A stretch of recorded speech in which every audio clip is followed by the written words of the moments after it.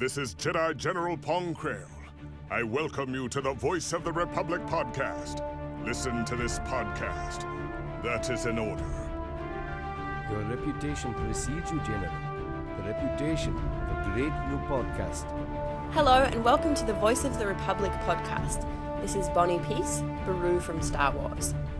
Time to see who's smart enough to join the hunt for the Voice of the Republic podcast. So, I hear we're going to be taking out separatists on the Voice of the Republic podcast.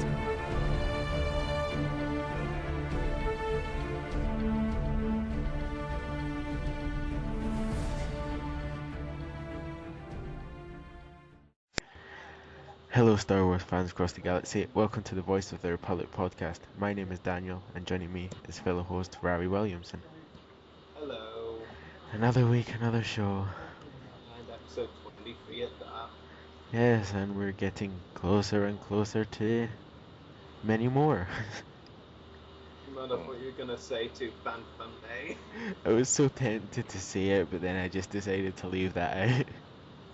Yeah, and saying to many, many more just sounded much worse. Yes, it did. Oh well, it's only 10 more till Fan Fun Day, I'm thinking.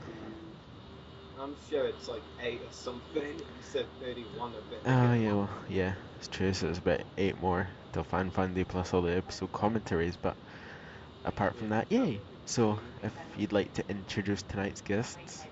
So we have Chris Lynn from KM Star Wars Collector.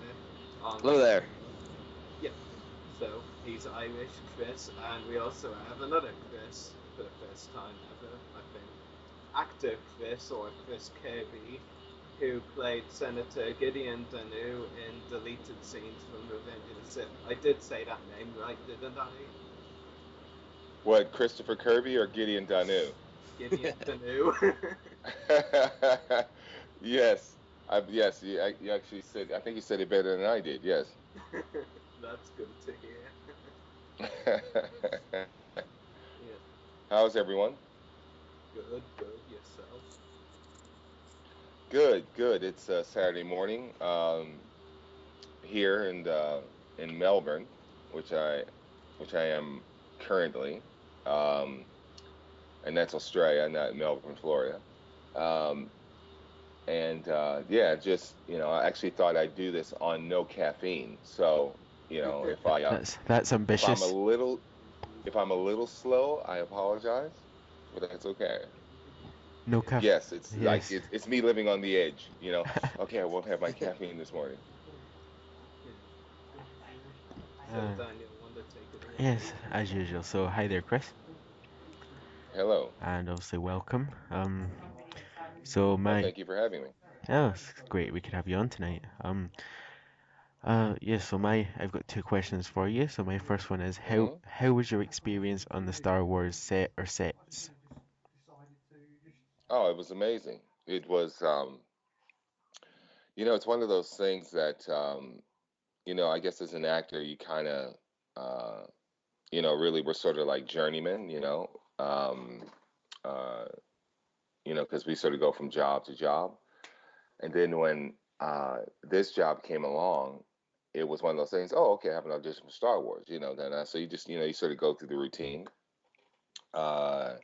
And then when they say you have the gig, you think, okay, great, but it doesn't really hit you until you actually get on the set. So I remember we're sitting there rehearsing a scene. So we have, it was Natalie Portman and Jimmy Smits, and Lucas's daughter was there. She was in the scene, and we're sort of rehearsing the scene. And I'm going through it, thinking, okay, because you only get the scenes, maybe half an hour before we shot. And then all of a sudden, Anthony Daniels came through in his as a C-3PO, right, with the lights on, and all of a sudden, I was like a little kid again. I just sort of sat there and I sat there, and then I actually started to get nervous, and I said, "Oh my God, I'm in Star Wars," So that was a bit of a sort of reality check, but it was fantastic. I mean, everyone was very generous, very friendly, and it's And as big as a motion picture as it is, it's actually quite a smooth run ship. Yeah, interesting. And my Mm. second question is, did you have any conversations with any of the main actors from Revenge of the Sith? Oh yeah, I was like all of them really. Uh, yeah, Natalie. I mean, I think she was like probably the first person that I met as far as the cast was concerned. We sat down and we were having a little conversation. Very lovely human being, just you know, I mean, beautiful, just inside and out, really. Jimmy Smits. Uh, we had a little conversation because I was a big fan of L.A. Law when I was a tiny, tiny lad, and so we would talk and just everyone, from Samuel to So I mean, the conversations were not necessarily, I would say, Star Wars related. They were just about, I guess, just life things in general. You know. Yeah, yeah, definitely. And that's Yeah. all my questions for you, so I'll hand you over to Rari now. All right. Okay. My first question for you, Chris, is how did you get the role of Senator Gideon Danu? Okay. Well, it's like I guess it's like anything else. As I said, actors are, we sort of go from job to job. We're journeymen in a sense. And my agent had called and says, "Oh, somebody wants to see you for a role in Star Wars." And I was like, "Oh, really? Okay." And, and when you get there, you don't really get a script. What you get, you sort of get um, uh, you're getting a scene, but it's sort of all in gibberish, because as an actor, you still get a scene, you want to kind of make sense of it, because once you make sense of it, it makes sense to everybody else, and it just did not make sense, and so, and also the dialogue wasn't very straightforward, and so what I would have to do would grab, say, a section of the script, and then play it out, and I mean by playing out, actually lifting your eyes off the page and actually looking, at the other person and connecting, doing that, make that connection, and then head back to the script, so it was like in little increments that we went along and did it. Yeah, and so, and literally after it was over, I just kind of went, oh, okay, well, I guess I just won't be doing Star Wars. It's a typical actor thing, I guess. Um, but when they called and says, "Okay, you got the part," it sort of plays into that old adage. It's like usually your worst auditions are the jobs you get. I don't know why that is. I don't know why, because as soon as you think, "Oh, I nailed that," "Oh, I killed it," oh, you don't get that job. You never get those jobs. And so, but as soon as you kind of, oh, I don't know, and maybe it's just a human thing, because maybe you play a little better, you're a little more natural when you're sort of in that space of not knowing, because I guess it's like life really, because we don't know really probably what we're gonna say from one thing to the next. We're just kind of rolling in that flow of life, you know. And so yeah, that's how it came to being. I know I kind of went on there for a bit, but it was from my agent. There was a call. They were interested in seeing me for a part, and that's how it happened. Yeah, it's really cool for sure. Yes, it's kind of cool. It's like I said, it's I just remember seeing the first Star Wars and just being, you get transported really, and to think that, somebody wants you to be part of that world. I mean, that's just an honor, really.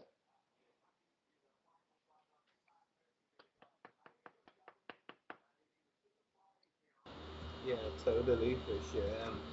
My second Mm. question for you, Chris, is I know your main scene, or the only scene you speak in, was cut from Revenge of the Sith and placed in the deleted scenes. But are you in the background of any scene still in the movie, to your knowledge? I'm pretty sure I am. I think there's a cross when all the senators are sort of walking across, that it's in there. Um, um, Oh, I think there's something else, but it was, and the great thing about that too, they actually said, hey, look, you know what, they're having cuts, and your two scenes, your two speaking scenes actually have been cut, right? But and but see, that's the thing about the Star Wars world, I mean, they didn't have to do that. They didn't have to say, okay, well, look, then, usually when you cut from something, you go to the movies, you find out, you go, oh, wow, I didn't realize. Um, but as I said, um, they run a classy ship, and so as I said, it's even though the scenes were deleted, and obviously that's a disappointment, but at the same time, they're on the deleted scenes, and you never know. I mean, maybe somewhere down the pike they could put together um, uh, an extended version or a director's cut or whatever, and you never know, they could get back in. But I mean, to be actually asked to actually audition, let alone actually get the role, as I said, was just an honor. Yeah, totally. So my next question for you, Chris, is: have you been made aware that Gideon Danu was originally going to be mentioned as having been killed on What's the Story, an exclusive feature on the Star Wars Hyperspace Fan Club website, but this was removed so Danu lives? Yeah, no, I was not. I was not aware of that.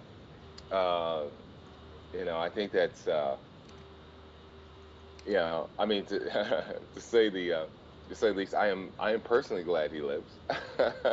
you know, I But guess it's yes, never you know, and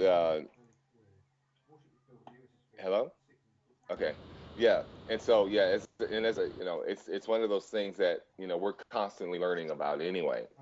Um, you know, like that tidbit of information that you just given me, I was definitely not aware of. But that's the great thing about the whole Star Wars universe is the fact that people who know the stories just inside and out are constantly feeding you information. And as an actor anyway, I'm just a research freak. If there's anything I can actually research or find, I try to go there. And so by people actually giving me that information, I say thank you.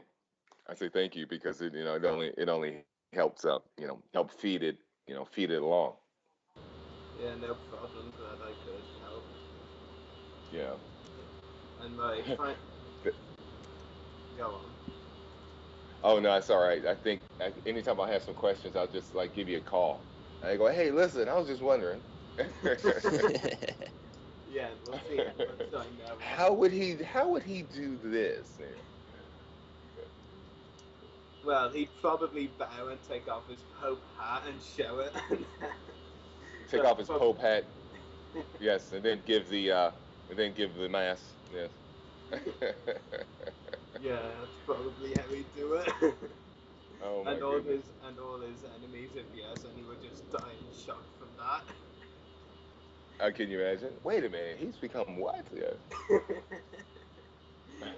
Yeah. My final question for you is: will you be going to a Star Wars Celebration Year 2 in Germany in July, or is it too soon to say? Well, actually, it's too soon to say. Now, I'd like to state that I would love to go. Um, Now, when actually is that in July? Do we know? 26th to 28th. Ooh, actually, you know what? I could go because that's actually after I finish something. So, wow, yes, I might look that up. I might look that up. 26th to 28th of July. Okay. Actually, I am writing that down now. I can Um, provide you some links to the information if you want. oh, I would love that. Thank you. I'll make sure to do that after this podcast. Right. So that once Are you guys going? Yep. myself and Chris are in here, but Daniel says he's not, even though I've told him to. Okay. like Oh, like I love. What part of Germany is it in? Essen. It's in Essen, and the convention center is called Messe Essen. That's the Essen. Okay. All right. Yeah, Essen. it's Where's that? Essen. Where's that near? near Düsseldorf. Ah, near Düsseldorf. Okay. Yes. Yes. Yes. Yes. Okay. I'm with you now. Yes. Yeah, Wow. Well, I'd like to just put it out there. I would love to go. yeah. Definitely. And you better keep me updated on Facebook if you do know if you can go. Well, I tell you what, yes, I will. I will. Well, I tell you what, you scratch my back, I scratch yours. So, Fantastic. but no, I'd love to go actually. Yeah, Yeah. Yes. And I haven't been to. Have you guys been to any of the other celebrations? no, this is my first one actually. First one. Okay. Anyone else? No, it's first for me as well. Wow. Yeah, Okay. never been to one either. Like All right. myself and Chris Lynn here, like we've been to several other conventions, but none as big as Celebration before. Yeah. Yeah. I hear it's. Yeah. I hear this one's going to be quite huge. So Yeah, I mean, yes, I would really love to go. yeah, No doubt. this one is like only the second celebration in Europe, and the first one was like only a spin-off one. It was like Okay. most of the same celebrities and most of the same panels and all that. Like, Uh and huh. there'd already been a US celebration earlier that year, so really it was just like a spin-off to see how Wow. popular it would be in Europe. And now this one, the one in Germany, is like an actual celebration, but for those in Europe, like with all new celebrities panels and that sort of thing, I guess. Okay. Wow. That's amazing. Now, do you know who's going to be there so far? Do you know? Yeah, we know five of the celebrities who are going to be there so far. Dave Filoni, the Clone Wars supervising director. Warwick Davis, who played the Okay. evil Wicket in Return of the Jedi. Right. Pablo Hidalgo, who's an author, and he'll be the host of the behind the scenes stage at the Okay. event. Um, Steve Sansweet, chief and executive, or maybe chief executive of Rancho Obi-Wan, and ex-Lucasfilm fan relations employee, and just announced a couple of days ago, actually, Ian McDermott, Palpatine, Darth Sidious himself, Oh will be wow. there. Okay. Wow. Oh, fantastic. All right. So we've got five. Yes. Well, as I said, I'll put it out there. I would love to go. If I can actually work it out, I Yeah, might. And so if I can, I will. yeah, it'd be really And cool so, if you could come. oh, definitely, definitely. And as I say, I just love meeting um, um, the fans of Star Wars. Because as I said, I learn more than I learn more about just everything about Star Wars than I guess I can ever say teach them about me or my character. So I think it's uh, yeah, I know from my standpoint it's definitely a mutual admiration society. So Yeah. And Irish Chris, do you have any questions for actor Chris? Yeah, yeah.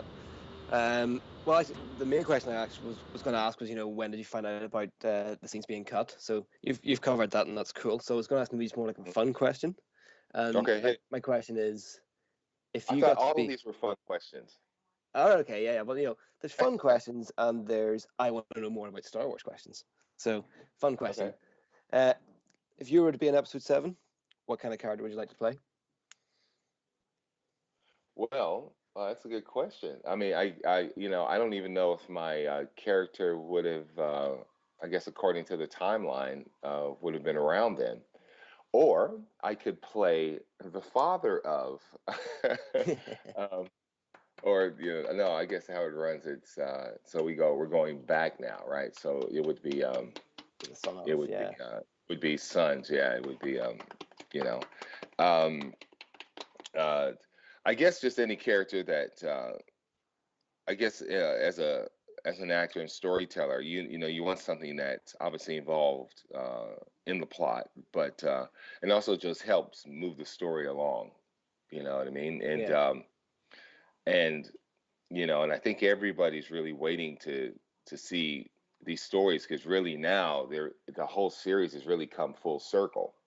Yeah. It's and so to think that there could even be a slight possibility of being, in that, really going back to, let's say when I was a little kid watching the first Star Wars, that to me would just be that would be one of those wow moments. What sort of character? I mean, that's a, I don't know. That's a very good question. As I said, if it can't be some bloodline of Gideon, I know, who knows? I could be one of those, a new form of of Jedi. I don't know. Yeah, It'd be interesting considering, I guess Gideon Danu did have a military background. To think that, um, that he was, fighting for one thing, and then somewhere down the line, some of his people are actually maybe become a little more spiritual, and then fight for something much bigger, if you know what I mean. So, yeah, yeah. It's cool, with episode 7, it's still a couple of years off, and we don't have all the details. So for now, it really is just speculate, have fun, in my opinion. Anyway, the other question I had for you then was, can you tell us about what work you're currently doing, what projects you have coming out soon, or are you currently filming anything? Yeah, well, actually, I'm in the process of negotiations for 2 jobs. That's a good question. Can I actually say anything about them? Yeah, Okay. I don't want to get in trouble. Yeah. Okay. Wow. Now you just put me in the fire now, didn't you? Oops, sorry. No, I'm actually in negotiations for 2 things. One would be a television series, Okay. and the other is a film. And this film, one thing I can say is I have worked with these people before, so just to sort of whet your appetite. Um, and so, but as I say, we're still in negotiations, so we'll see how all this is going to sort of pan out. But we should know. I say we should know by the end of next week. But yeah, but there's always little somethings going on here and there. I'm one of those people that, I'm not, I guess as an actor, you really, it's probably not the best thing to say, but I'm really not good with downtime, if you know what I mean. So Yeah. I'm always busy doing something, either trying to put together something, or working on whatever. So I like to obviously stay busy. But the thing is too, I like to stay busy with a purpose. I don't like a lot of nervous energy. It likes to be guided towards something. Um, so I think I tried to answer your question without actually getting myself into too much trouble. Yeah, it is a tough question, and best of luck for the outcome of that. Well, thank you very much. Thank you very much. Cool, and thanks for answering my questions. I'm just going to pass it back to Rory and Daniel. All right. And I'll take it back here, and we've got a Facebook question for you. So Rav Gatora asks, what did you think about the latest Disney Star Wars venture? The latest? Oh, you mean with Disney buying Yes. Star Wars, or is it buying Lucasfilms? Yeah. Um, well, Disney really, if you think about it, they have so many. I mean, they're really in everything, really. When you look at, they're in Marvel, right? They they own Pixar now, if I'm not mistaken. And so, look, I think, I think it's a, I think it's a great thing, as long as certain integral and integrity standards are withheld. But it's Disney. Disney definitely knows what they're doing, and so it. So to actually hear that Lucas actually sold to him, I guess on one hand I was surprised, but on the other I kind of went, oh, okay. I guess that's a really sort of a natural fit. And but the question I have is this: does Lucas have anything still to do with Star Wars? Rari would. I think he has some influence. I mean, there was some news recently when, like, he accidentally before he tried to correct himself, revealed that Mark Hamill, Carrie Fisher, and Harrison Ford would be coming back. Like, Oh, he right. accidentally revealed that, and then tried to backtrack and say they were just in negotiation stage. But Okay. like, it was obvious when like he tried to like backtrack that. Yeah. They Right. could tell he was trying to amend his mistake because he shouldn't have said that. Yeah, yeah. I believe officially Yeah. George Lucas is still working for Lucasfilm as a creative consultant, and I think he's Yeah. executive okay. producer then on the new movies. Yeah, And he's a consultant. so I think he's still writing sort of story arcs, but he's not doing any sort of the script Oh, writing or okay. directing anymore. Oh, fantastic. All right. Well, Yeah, so there you go. Still coming So, on the source. it's yeah, so it's still, it's still in the it's still in the mix. And so I think I think it's a great thing, personally. It's uh you know, and I guess like anything else, the proof will be in the pudding, but no, I think it's a great thing. I wasn't, as I say, and I guess on one hand I was kind of like, wow, and maybe a bit shocked, but I guess on the other, it just seemed to be um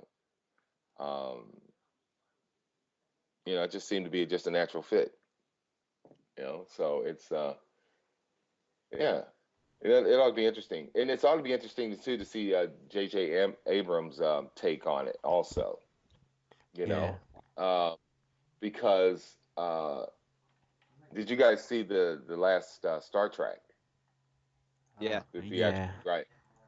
And and I have to admit, I was actually, and I was, and heaven forfend that I don't want anybody to strike me down. I was, I was never a real Trekkie. I mean, I'd watch and everything, but I wasn't, really that into it. But I have to admit, I was very impressed with that film. I actually thought, just everything, the story and the way it looked and everything. I was like, wow, that was really good. I enjoyed it immensely. And so, uh, as I said, I ought to be interested to see what he does with the next Star Wars. So it should be. I'm like right now. I'm just a. I'm a fan like everybody else. I say, oh, I just can't wait. Yeah. I'll pay my X amount of dollars to go see. Okay, what did they do? What did they do? So, I'm really excited. Really excited. And so, and with Disney jumping on board, I just think it's you know, as I say, it's just a natural fit. Yeah.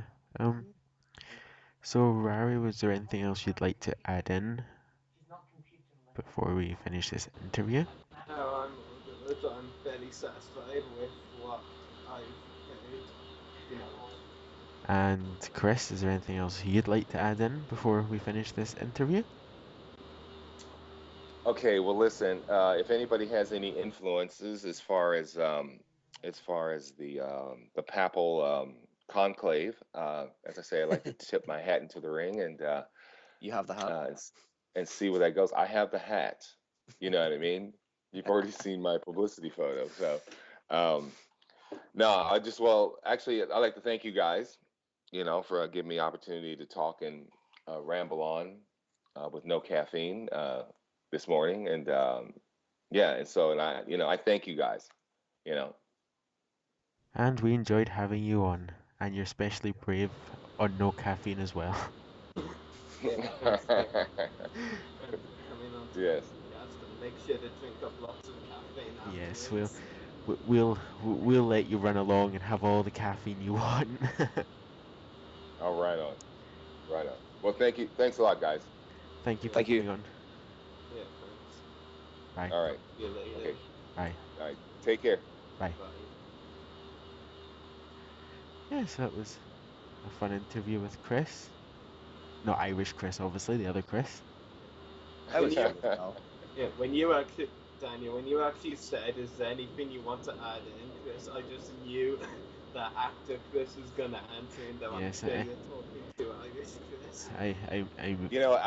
I almost addressed that too. I almost kind of went, and that's for Yeah. me. Yeah, I was wondering. I don't know. I should have really said Irish Chris. Oh, that's all right. That's It's all all right. cool. It's all cool. Right on. Right. Time. Yeah, so now that'd be interesting. Actually, if I can actually work out, because I was actually supposed to go to Germany in May for a convention, Um, but I might have to cancel that because of this job now. But if I could actually work it out, because I think it actually works, it goes outside of my job requirement, the parameters. If I could work it out, man, I'd love to get there for that celebration. Yeah, it'd be great to see you there. You don't know who's the booking agent on that, do you? Um, I have a lot of information, but I don't think that's quite it. Oh, actually, you mean if you want to like attend as an autograph guest, find a table? Yeah. Yeah, I can get you that information. Yeah, her name's Beautiful. yeah, her name's Mary Franklin. I'll PM you her email on Facebook. Okay. This is it. I don't Beautiful. I don't want to say the email out loud on the podcast. Oh no, that's all right. Otherwise. We're still recording. Yeah. Yes. Okay. No, because see, I thought they were said bye, and it's like, okay, bye, all right, we stop recording. Okay, fantastic. Good thing too, because I was about to cuss like a sailor. Okay. Wow. Yeah, I was so Thanks close to having to use the beeping button for once. Oh, could you imagine? Beep, beep, beep, beep. Oh no, you'll know when it happens because it's almost like I just go on a rampage, and no, I'm kidding. It makes it sound like habit. He just said what? What did he say? And so no, I think that'd be great though. That'd be fantastic. I didn't know we were still recording, but it's all good. Yes, it's all good. We've still got. It's all good. Yeah, it's all good for all of us except Daniel. It just gives him a bit more editing to do. It's fine. I'm sure. All right. I'm sure this part I can fit in somehow. It's quality content. Yes. You know, extra behind the scenes. Extra behind the scenes stuff. Yes. And then we go with the after dark version. That's when everyone grabs a drink and starts telling dirty limericks. Yeah. That's stereotyping. No, I didn't mean. Yeah. Oh, sorry. That's right. You're right. No. I'm kidding. That's my typical Saturday night. I'm sorry. Anyway. Oh my goodness. It'll give some of the fans a giggle, I'm sure. Oh my goodness. Yes. Wow. How long are the podcasts? How long do they usually run? Usually over an hour these days. Okay. I love the way you put these days.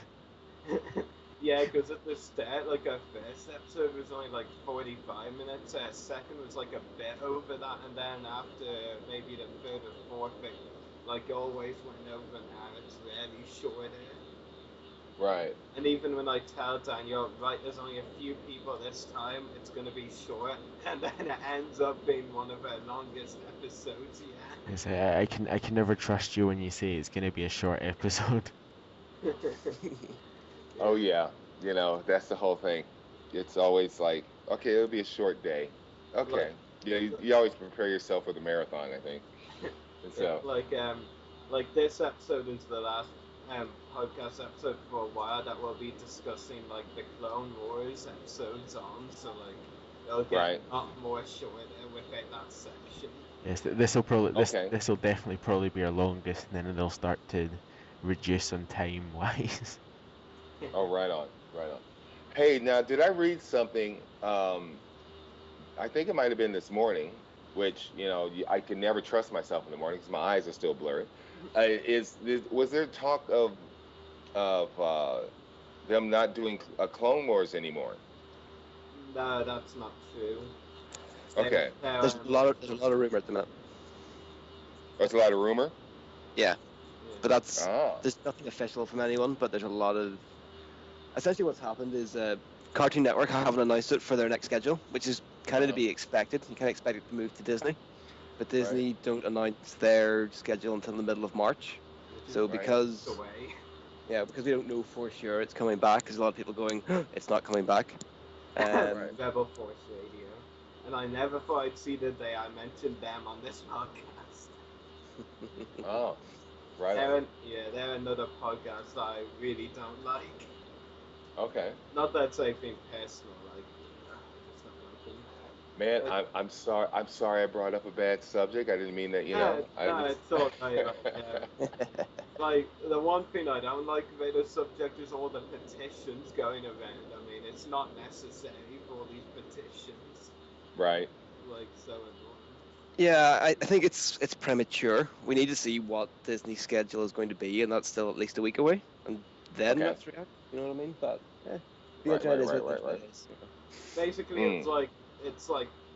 it went like this. There was this one like fat or kid probably, and he was like, "Oh no, no, no! I don't want to cancel my favorite show. Now I'll start a petition." And then like so many people think, "Oh, if there's a petition up there, there must be some like kind of thing that means the show's going to be ending." And then Right. another signature. Another person thinks it's like, oh, another signature, and then it just goes on and on and on. At the end of the day, it's probably not going to end. I mean, like Dave Filoni and others, like Ashley Eckstein, have repeatedly said there's more stories to tell. Like, Mm. the one thing like I'm always gonna hold on to, like until I hear an announcement when someone says, "Oh, this show's going to end," I just always quote this to them. George Lucas and Dave Filoni have said if they can't ever release a season on a TV channel, it will go straight to online or straight to DVD. And that's Mm. always been their plan if they can't show it first on a TV channel. So, like, Right. even if season 6 isn't on Disney or Cartoon Network, well, it definitely won't be on Cartoon Network, but they'll just go straight online and straight to DVD anyway. So, I'm not even bothered. What bothers me is how overreacting lots of the Clone Wars fans are. Right. Yeah. Okay. All right. Yes, I was just making sure that I was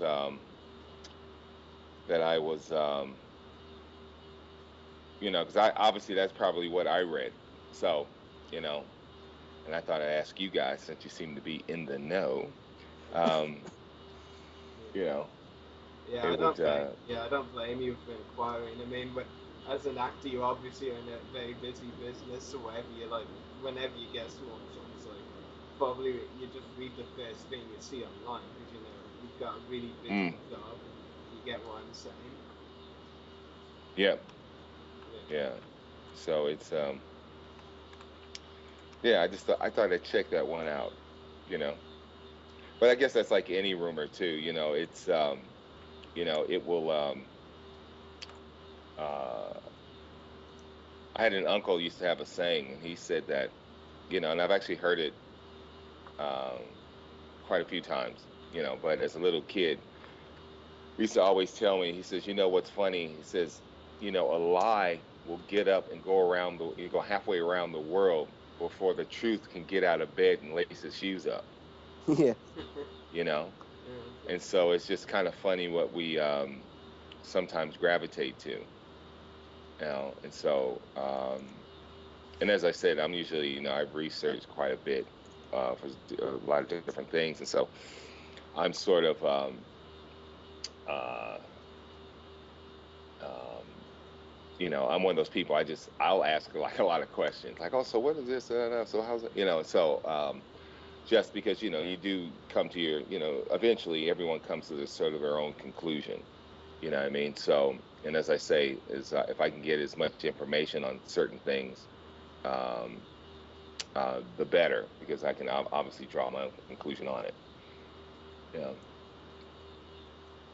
See, that's something you should obviously mention on the podcast. Like, oh, now there's absolutely no rumors on us, so really you can stop with all the petitions and yeah. Uh, it's okay, people, stop panicking. Uh, but I think you often wonder too. It is the power of the media, and of And whether it be. Oh, especially sorry. Go ahead. especially since the podcast like really stirred up this mess. The podcast I mentioned before, Rebel Force Radio, like they're like the big name Star Wars podcasts. Like Yeah. lots of Star Wars fans know who they are. I mean, like a podcast like us, we're like what phrase can I use to describe this? Like, I'm trying to think of a phrase that like makes it seem cool, but you know, I don't want to make it seem but like like they're the like big shots, so to speak, and like we're just the new guys like trying to make our way, you know. Right. And like you know they've been in our like as a podcasting been in the social community for years. Like whatever either of their two hosts say, like it's like kind of like the gospel for their fans. Like they just believe it. What they say goes, basically.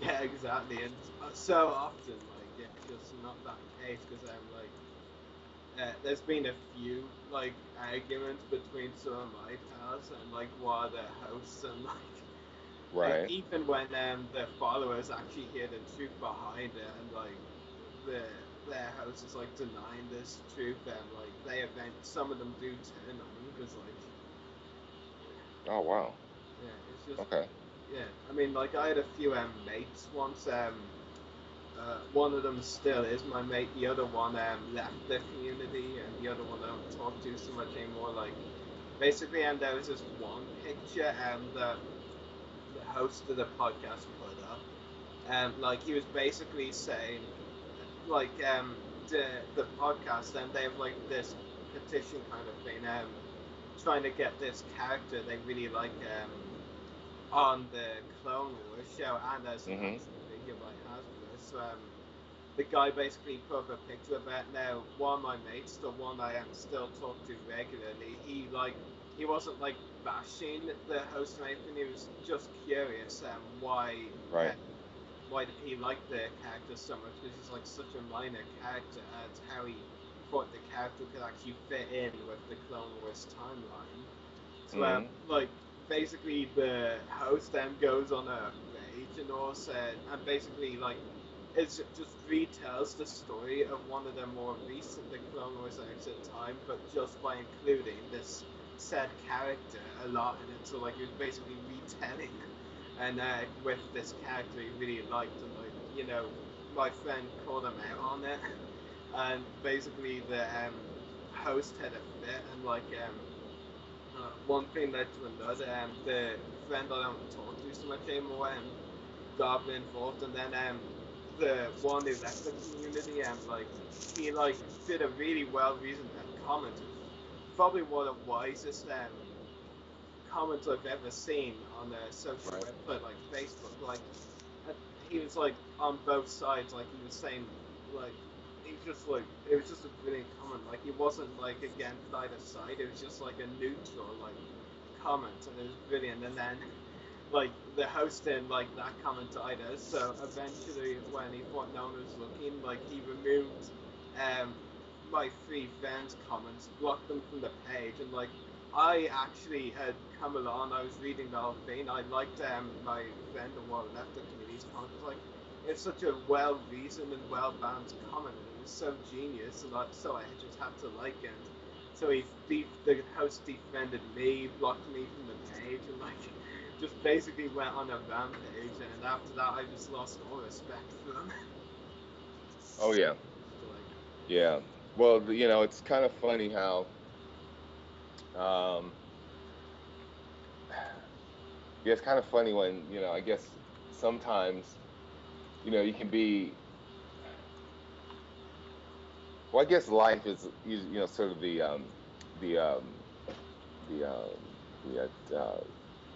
I guess the litmus test for most friendships anyway, you know, because we're gonna, you know, go through different situations, different pressures, different opinions, and you know, people that sometimes you thought, oh yeah, they'll be a friend for the rest of my life, and you just kind of think, wow, really, you know, you think that way, and you know, we naturally move in different directions because you know, life is not life is you know, it's always changing whether we realize it or not. You know, and so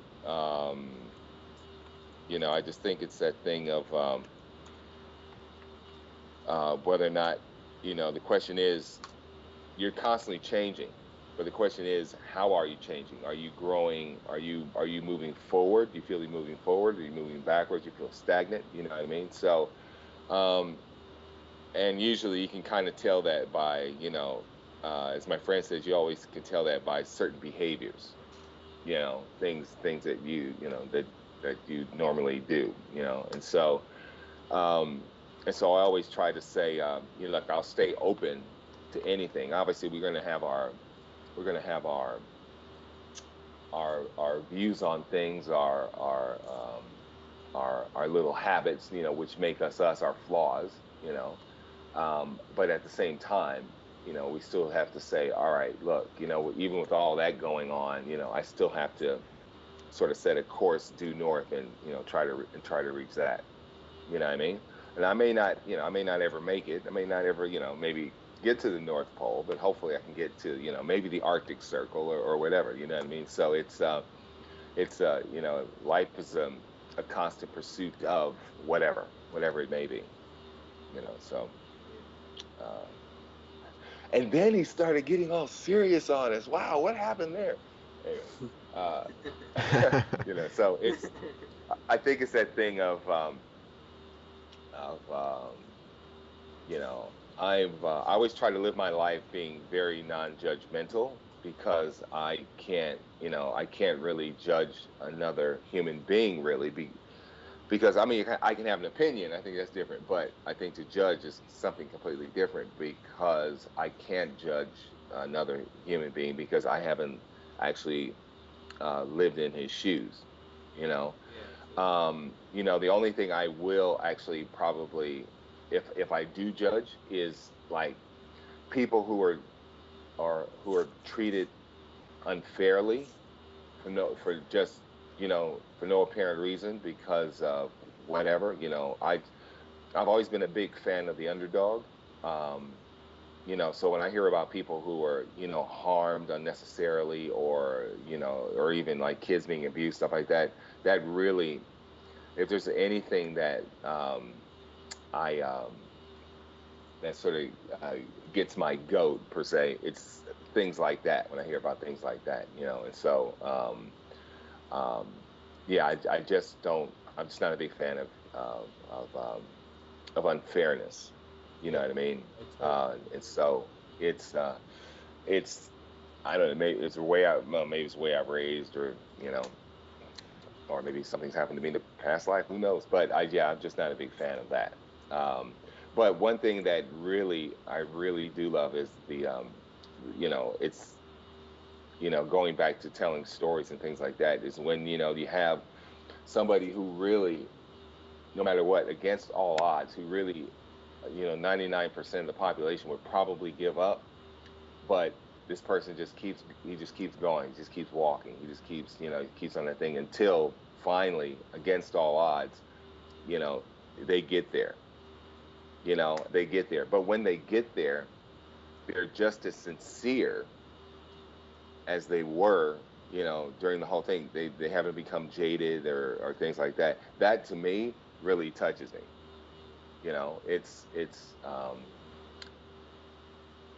I think that's, you're tapping into something, that's beyond our, beyond our realm. You know what I mean? So I think that's things like that really sort of get to me. And I'm sure you guys are kind of going, what is he talking about now? But well, if you've been keeping up with Actor Chris's speech, then they'll know what you're talking about. Yes, well, they'll probably know. They'll be like, wait a minute, hold on, are we transcribing this? If you haven't been listening, then you'll probably be completely lost. Yes. Well, maybe, or maybe not. There again, they probably lost me when I was having my speech. Oh, that's all right. That's all right. It's a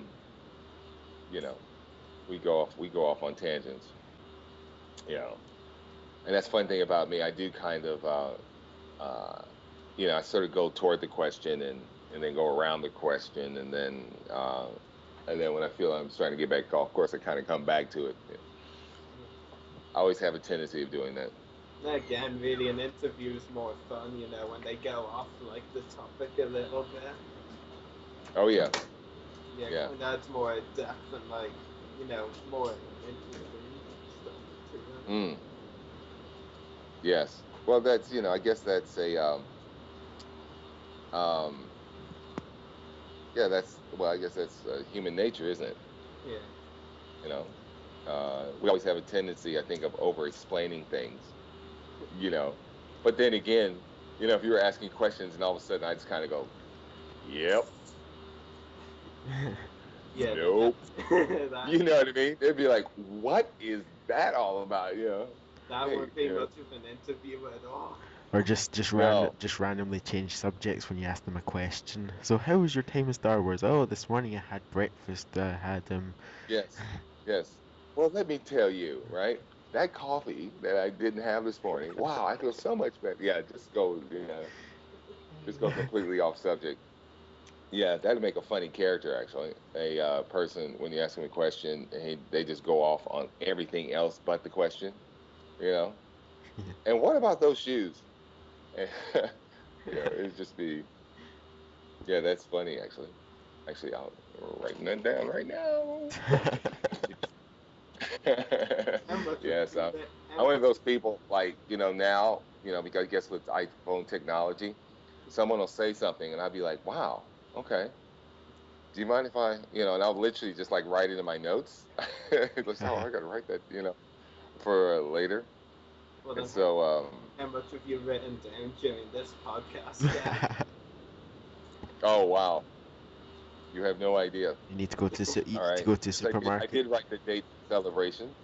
Yes, I've done. Oh, did you know I did my laundry and no and uh character, yes. But every once in a while I'll do the old thing where uh I'll be writing something down and then my mouth will actually still be mouthing what I'm thinking, and if someone's going on other subjects, say, what are you doing? Oh, nothing, sorry. And I'm just trying to write something down. by the time this No. podcast is end, you'll need a new notepad.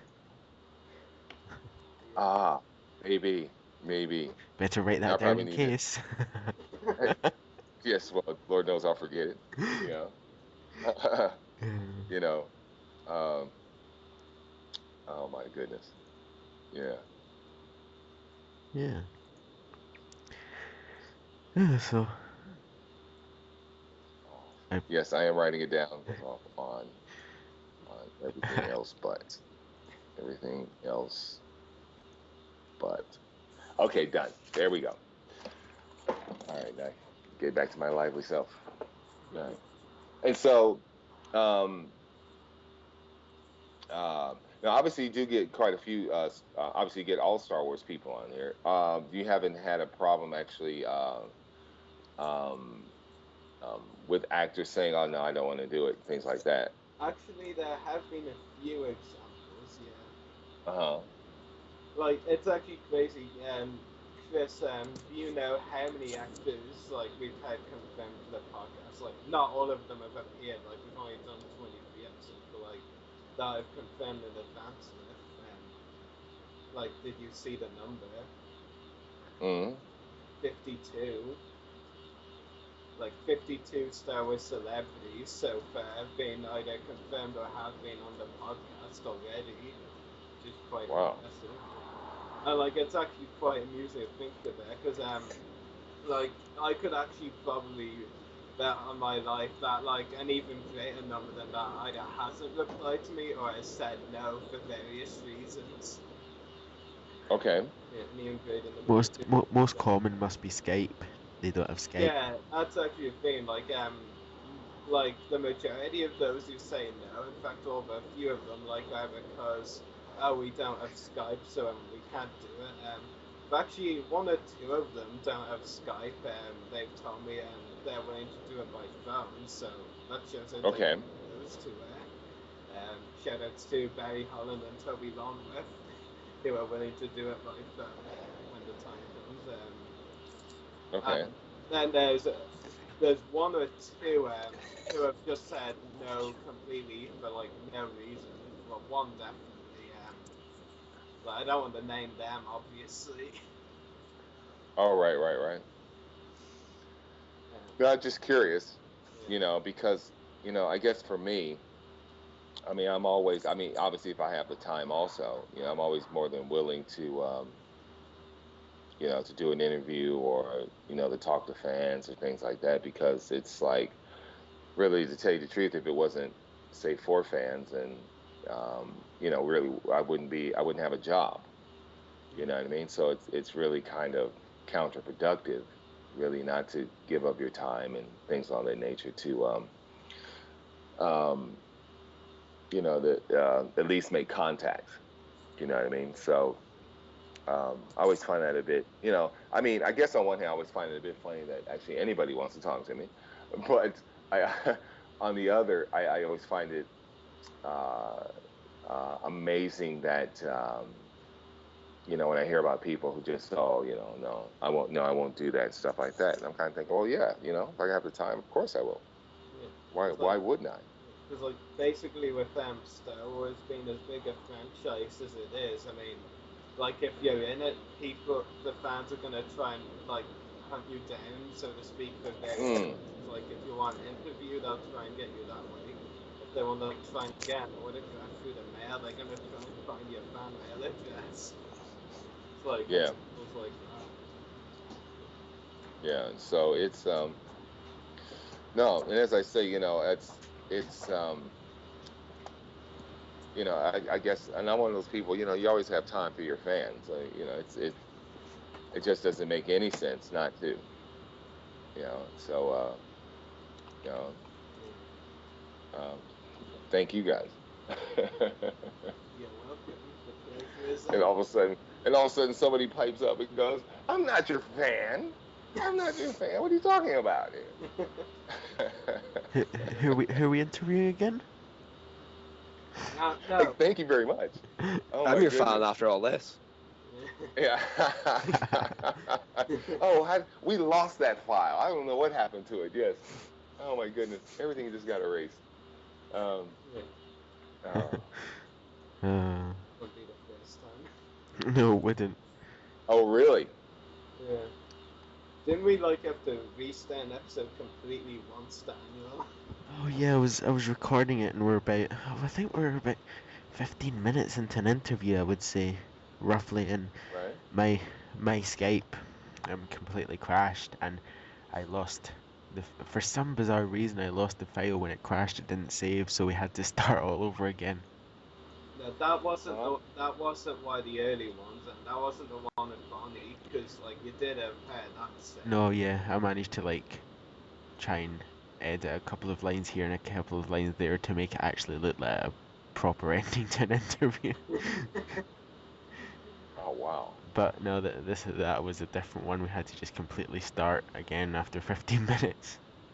Which one was that? Which one? Well, I guess 15 minutes isn't too bad, No. I guess if you've been going for about an hour or something like that, that's a whole different subject. I don't think I even want to imagine that scenario. Well, sometimes I tend. Yeah, let's not even put it out there then. Can you imagine? Oh, by the way, Chris. Huh? Wait a minute. And all of a sudden you start hearing coffee beans grinding in the background.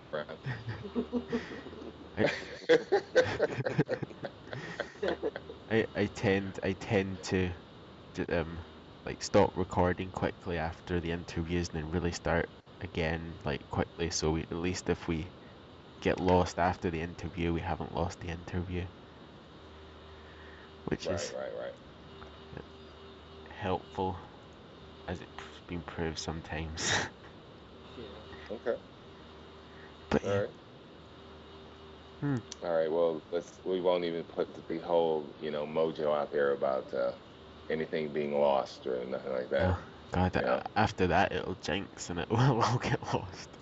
Yeah, that's what I was thinking. Okay, great. All of a sudden, instant crash. Oh my goodness. Yeah.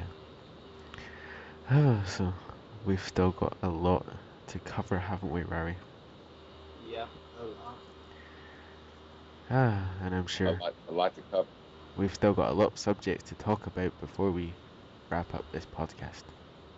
Oh, right on. All right, sorry. I just thought I was rambling there for a second. I don't know. Obviously I was, but then again, It's always good. It's always good. Yeah. Everyone loves a rambler. Well, yeah, well, I don't know. You'd be like, well, first of all, he was rambling. Second of all, you sure he wasn't on something? Because he Nah. just kept on and on and on uh, If and it's really about nothing in particular. He just kept talking. I just don't understand it.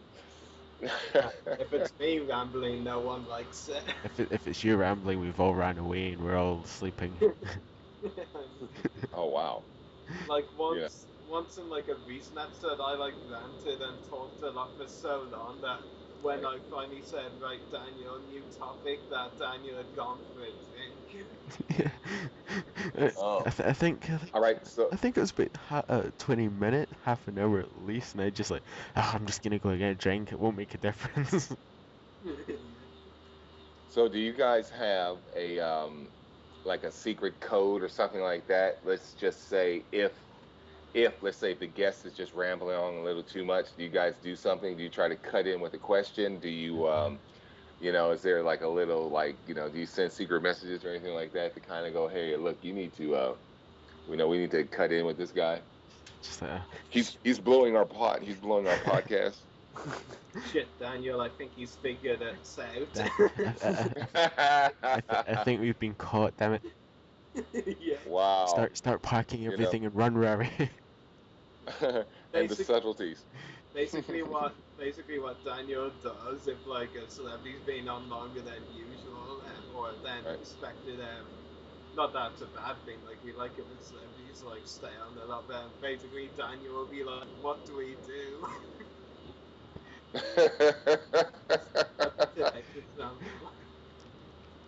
Oh, that's funny. We love it when guests spend ages talking. Oh, okay. We just have to intervene at some point possibly, but just in case we plan an intervention, but it's never been needed, I don't think.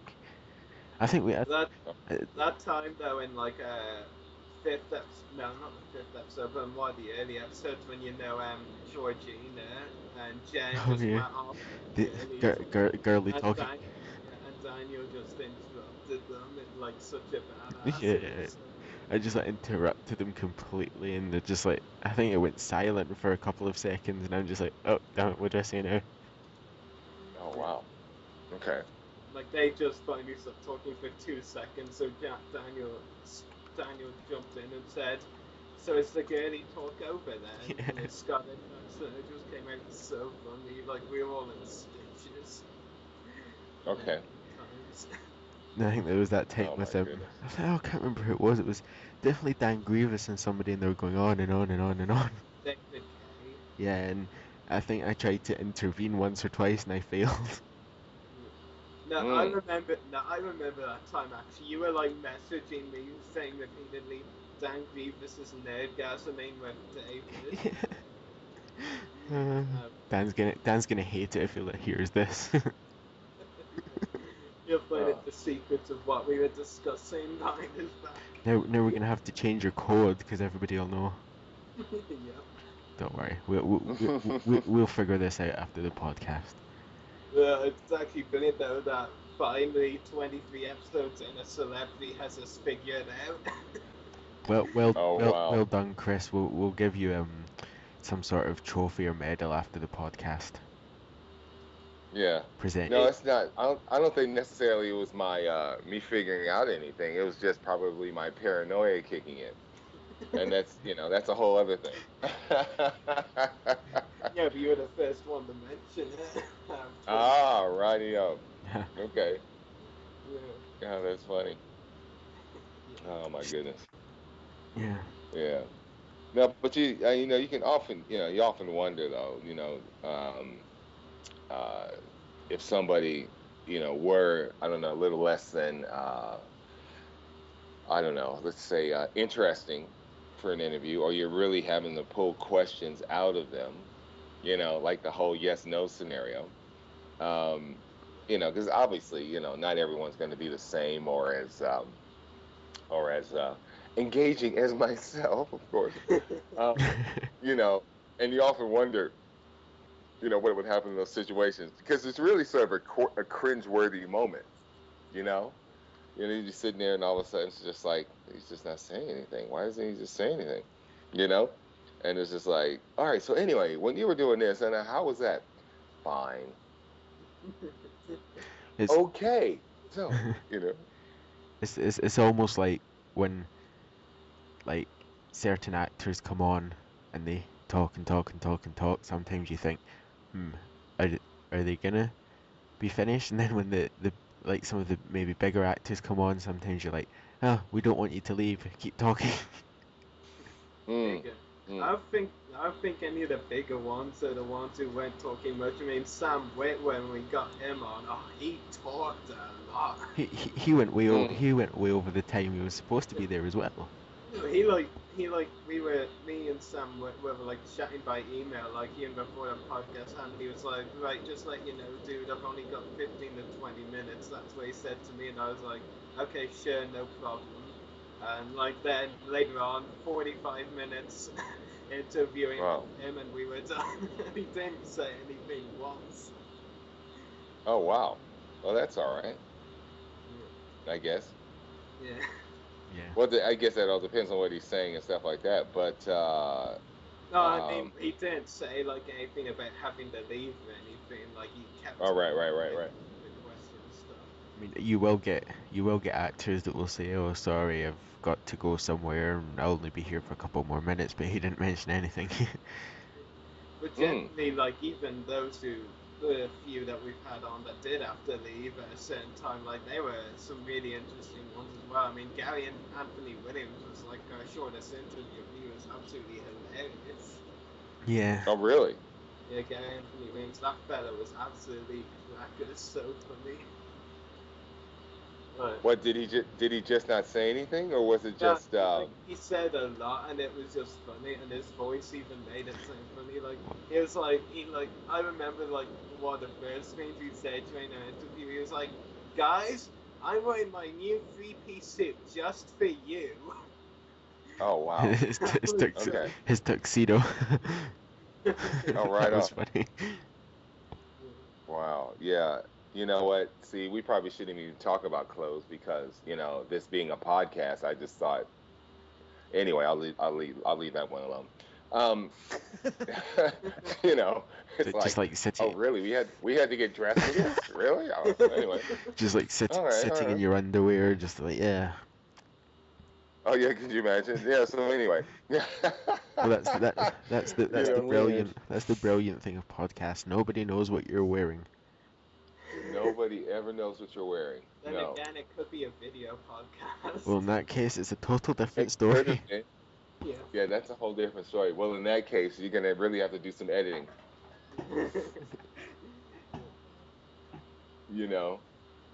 It's like, oh my goodness. Edit some tuxedos onto you. Some fake clothes, right? Why does it? It looks all pixelated.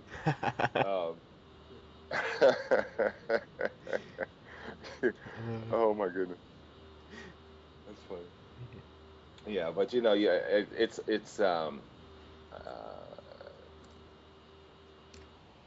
it's always curious. You often wonder how, I guess certain people will react to, I guess, having certain questions thrown at them. So I'm always quite curious on that. And for some reason, I don't know why I keep thinking Ricky Gervais. Yeah. Like some of the stuff they used to get away with, like in The Office and stuff like that, where it's almost as if it's obviously the most uncomfortable thing on earth, right? And normally either people, one, wouldn't ask it, two, would probably walk out, or three, just would blow up. But there's always a fourth element with him, because it's always like that, just real uncomfortable, like, I can't believe he just said that, and no one leaves. It's as if like everyone's been locked in the room and they can't get out, and you're just waiting for somebody to do something, and it's always that really long pause, before there's any reaction, and it's as if you just see the wheels turning, and yeah. So, not saying that this interview is anyway like a Ricky Gervais thing. No, not at all. I'm not saying I'm comfortable or Don't worry, uh, we've not got Chris locked in a room or anything. yeah. We have him locked in the room. We're feeling helium, right? Hence the no coffee thing. Yeah. Uh, you know. Oh my goodness. Yes. I know. I'm sorry. Go ahead. I know, Rary. We're not gonna scream like hyenas. Did you not? We're not going to what? Did you not like What? Did you not like Procedure 3, Daniel? I didn't like Procedure 3. No way are we gonna scream like hyenas. I was answering Daniel's question of what do we do? And he's like screaming like hyenas, and I'm just like, what? Oh my goodness. Apparently we have to scream like hyenas now. Oh, hyenas. Yes. Oh, sorry. Your accent threw me there for a minute. I was like, oh, hyenas. Wait, hold on. Oh, right, hyenas. Thank you. Okay. It took me a while. Now, Chris, you know what kind of things we discuss behind other people's backs. That's fine. That's all right. Uh, At least now I know you talk behind people's back, so that's a very good, as they say, paranoia is there for a reason.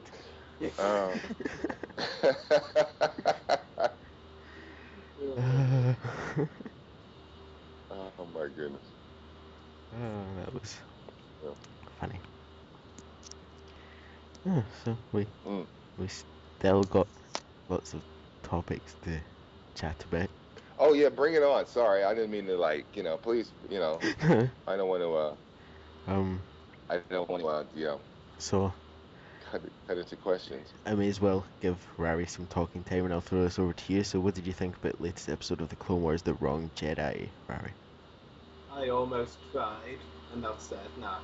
It was a close thing, but yeah, The Wrong Jedi, it was an amazing episode. I really did enjoy it. I mean, I do serve a couple of problems with this Ahsoka arc as a whole, but I did really enjoy it.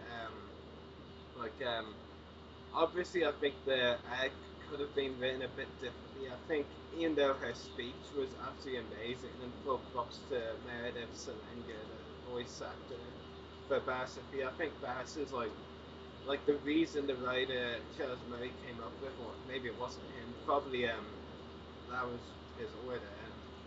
But I don't know. I just don't really like the reason. I understand it was the way the arc was going. That kind of had to be the reason. I wish it was written differently. So the reason could be that Vass's planet is a separatist planet, and the Republic are doing nothing to help them. So I would have liked if it was rewritten a bit, so they could have that as a reason, because I think it would work much better. And of course, I mean, Luminara not being in the arc as well. I mean, it was so obvious they were trying to isolate Varys. I just think Luminara should have been in the arc, and even when even if it was just a small scene when Anakin presents Varys as the traitor, if Luminara was just in the stand and shouts no, yeah, that I would have been okay with. That would have been good enough for me, but I did really enjoy the duel between Anakin and Varys. It was pretty good. Very interesting. Yeah. Well, the lightsaber fighting bits of it anyway. Yeah. The cameos. I'm glad they didn't forget about the Jedi younglings. I'm glad we saw them again. Yeah. They weren't really needed, to be honest. No. They didn't do anything. Terrace Nuve, he takes out this awesome looking new lightsaber that he didn't have in Lightsaber Lost back in season 2, and he doesn't even use it. He just stands there and holds it. Stay away from the younglings type of thing. Yeah, and doesn't even need to protect them, because Varys won't kill younglings probably. And no. Then the final two scenes. I can't just mention the last one. The scene where Anakin wants to give it a grade, and Yeah. Ahsoka puts his hand on it. You know, that was another amazing It's scene. just like, take it. No, stop. Don't go. Just take it. Yeah, and like you can really tell how much Ashley Eckstein and Matt Lanter's voice acting has improved over the course of the series. I mean, just like just like Ashley's line, or Ahsoka's line right after, she closed the fingers on Anakin's hand, I'm sorry, Master, but I'm not coming back. I mean, the way Ashley said it was like I never heard Ahsoka like that before, it's just really different to me. Definitely. Brilliant. And then, of course, the final scene, and the final scene was just brilliant, and like it leaves a lot of questions, as did the cliffhangers of the Maul or the Mandalore takeover. That left a lot of questions, and so did this. Like, what's important happens to Ahsoka. You know, I think it's pretty safe to say, Ahsoka has figured out that Padme and Anakin are married for sure. I think that I know line is reason enough for that. Yeah, definitely. Anakin's face when he's saying that she doesn't understand how much he wants to leave the Order. Yeah. I think that's another reason they actually had Padme as Ahsoka's lawyer, not just because they're obviously friends. They built that up with the episodes Assassin and Heroes on both sides in season 3. They were building that friendship up, and so they could use it here. And they'd probably use it as well so that Ahsoka could finally figure out for sure that Anakin has feelings for Padme. Yeah. I mean, the Anakin Ventress scenes were really good as well, In my opinion, at least, I think Anakin's opinion has changed a lot on Ventress now. Yeah. Yeah, I mean, obviously he still made that threat at the end, but like now they know it's like Ventress was telling the truth all along, I think his opinion has definitely changed on her. Yeah. And the scene where Ahsoka's expelled from the Jedi Order near the start, that was like a really good scene and really well done. Really enjoyed the music then. Like the Chamber of Judgment on the Clone Wars was really good as well. Like I said earlier, like it just leaves a lot of questions as far as Ahsoka's character is concerned. And like I'm not sure if any of you know this, but like apparently, as of right now, that's the last scene Ashley has recorded with Matt Lanter. Interesting. They haven't actually recorded a scene since they recorded that one, so yeah, Ahsoka will be back, that's for sure. I mean, Ashley's already confirmed repeatedly that she's recorded Ahsoka lines for season 6. Yeah. But it does really make you wonder what's going to happen to it, because I'm not sure if any of you saw that post, but apparently in an interview, Ashley Eckstein confirmed there's not going to be any more romance between Ahsoka and Luke. Yeah, I saw that. Yeah, so it does make you wonder where they're going to go from And there. yet, The obvious, but the obvious, before most fans would have had was, oh, she and Lux are going to have the rebel plan or something, and liberate worlds. And now, well, even if Ahsoka looks good, and future episodes together, obviously won't have that romantic touch to it, like in previous stories between them. and yet you still get people believing that she will join Lux and be like Ahsoka and form the rebels and. No, I mean actually might just have been trying like something because like to be honest, like I know it's like Savannah Kiefer, you know her. Yeah. She like was at Star Wars Weekends last year, and like she talked to Ashley Eckstein a bit about Ahsoka and Lux, and like Ashley was like there are big things coming with them, and like I mean just the way it was said, you wouldn't think she was just talking about Onderon. I mean nothing really happened between Ahsoka and Lux in that arc, so I'd be curious to see what happens between them, and if we ever see them again, because like Lux, you'd think, is now a senator on Coruscant, living on Coruscant. So, Yeah. I don't know. We'll just have to wait and see, what happens. Yeah. I mean, I just read a post on Facebook now, like on the Clone Wars Geeks United page, and someone's like, "Oh, according to this, Ahsoka joins the Altessian Jedi." No, that. No, From the EU, as in Must. Kid Altus, It it's mu- never gonna happen. yeah, that's just a theory. That's just what someone. No wants. way. Yeah, that's not. That's just what someone wants. yeah. She did meet Callista in one of the books. Did you guys read? Might have been Wild Space. Maybe it wasn't. There was No Prisoners. It's a book where she met Pelion and Callista. So there is a connection there. It's part of the Clone Wars canon. Yeah. But I do doubt it. I have read some of the graphic novel, like things, books, the graphic novel like ones, and I might have read that actually. I don't know for sure. Yeah. And what do you think on the latest episode of the Clone Wars, Irish Chris? Yeah, I mean, it was a really powerful arc, and I think what I like about it the most is this is the most one of the stories that's actually impacted the story of the movies. Like, if you look at just the very act of Ahsoka leaving the Jedi Order, has such a huge impact on Anakin, and it really actually ties in quite well with Episode 3. If you think about it, Anakin wants to leave the Jedi Order and go off with Padme and have the kids. Of course he does. But he's going to be feeling all this pressure. You know, he's the poster boy for the Republic. As Obi-Wan likes to call him. The war's still going. Palpatine, I depend on you. He feels this pressure to stay within the Order and see the war through, which, as we know, leads to his downfall. And I just feel that if Ahsoka has already left and he's feeling shame around that, or he's feeling pain around that, he's not going to wish that upon, say, Obi-Wan. So it's more pressure for him to stay. And I think for that alone, it's really, really powerful stuff.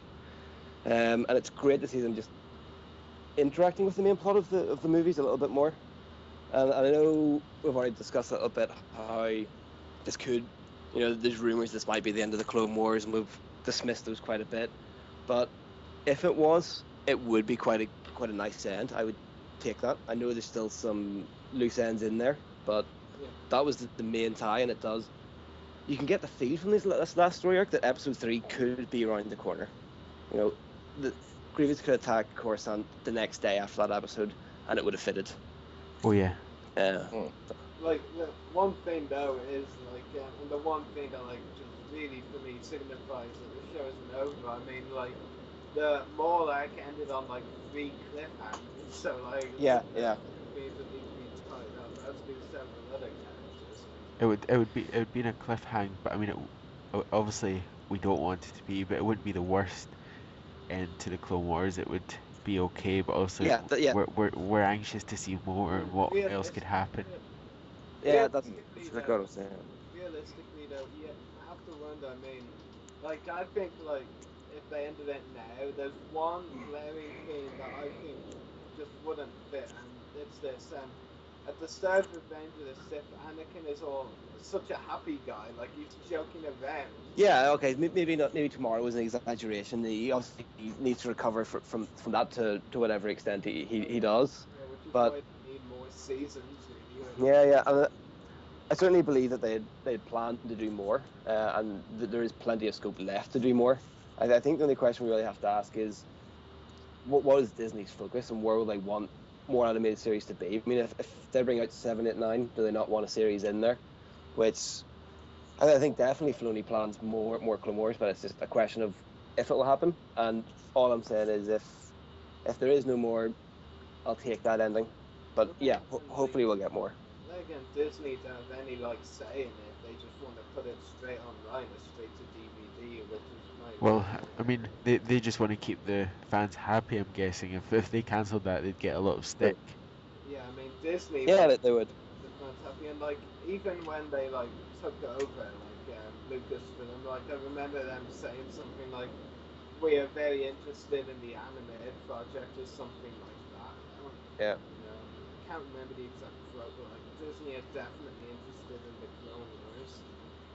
From what I've gathered from looking over the leadership, the only one who doesn't seem to like the Clone Wars actually is the new Lucasfilm head, Kathleen Kennedy, I mean, she seems to be the only one between Disney and, Filoni's crew, like, who doesn't like the Clone Wars. Like, Disney bought Lucasfilm, so again, Kennedy has no say in it, whether the show ends or not, so... Yeah. What have you seen that shows, like, I haven't seen that, like, what is the evidence that Kathleen Kennedy doesn't like the Clone Wars? I don't know, I just heard a lot of stuff, and then the videos, like, with discussing with George Lucas, she only seems to want to talk about, the movies, like, rather than anything else, the Clone Wars. Yeah, but I guess what you have to factor in there is the Clone Wars certainly is popular with the kids, but a Star Wars movie makes significantly more than that series is making. So I think it's natural for that to be her main focus, and that was the main selling point to sort of Disney stockholders, was that you can continue to make Star Wars movies and it's like automatically profitable for being Star Wars. They're gonna have to obviously try and do something, because then we're not gonna get the next Star Wars film for a bit, and if they don't do anything in the next space of the next few years, then they're not gonna make money. Yeah, no, I do think there will be more of it. I'm just speculations. Besides,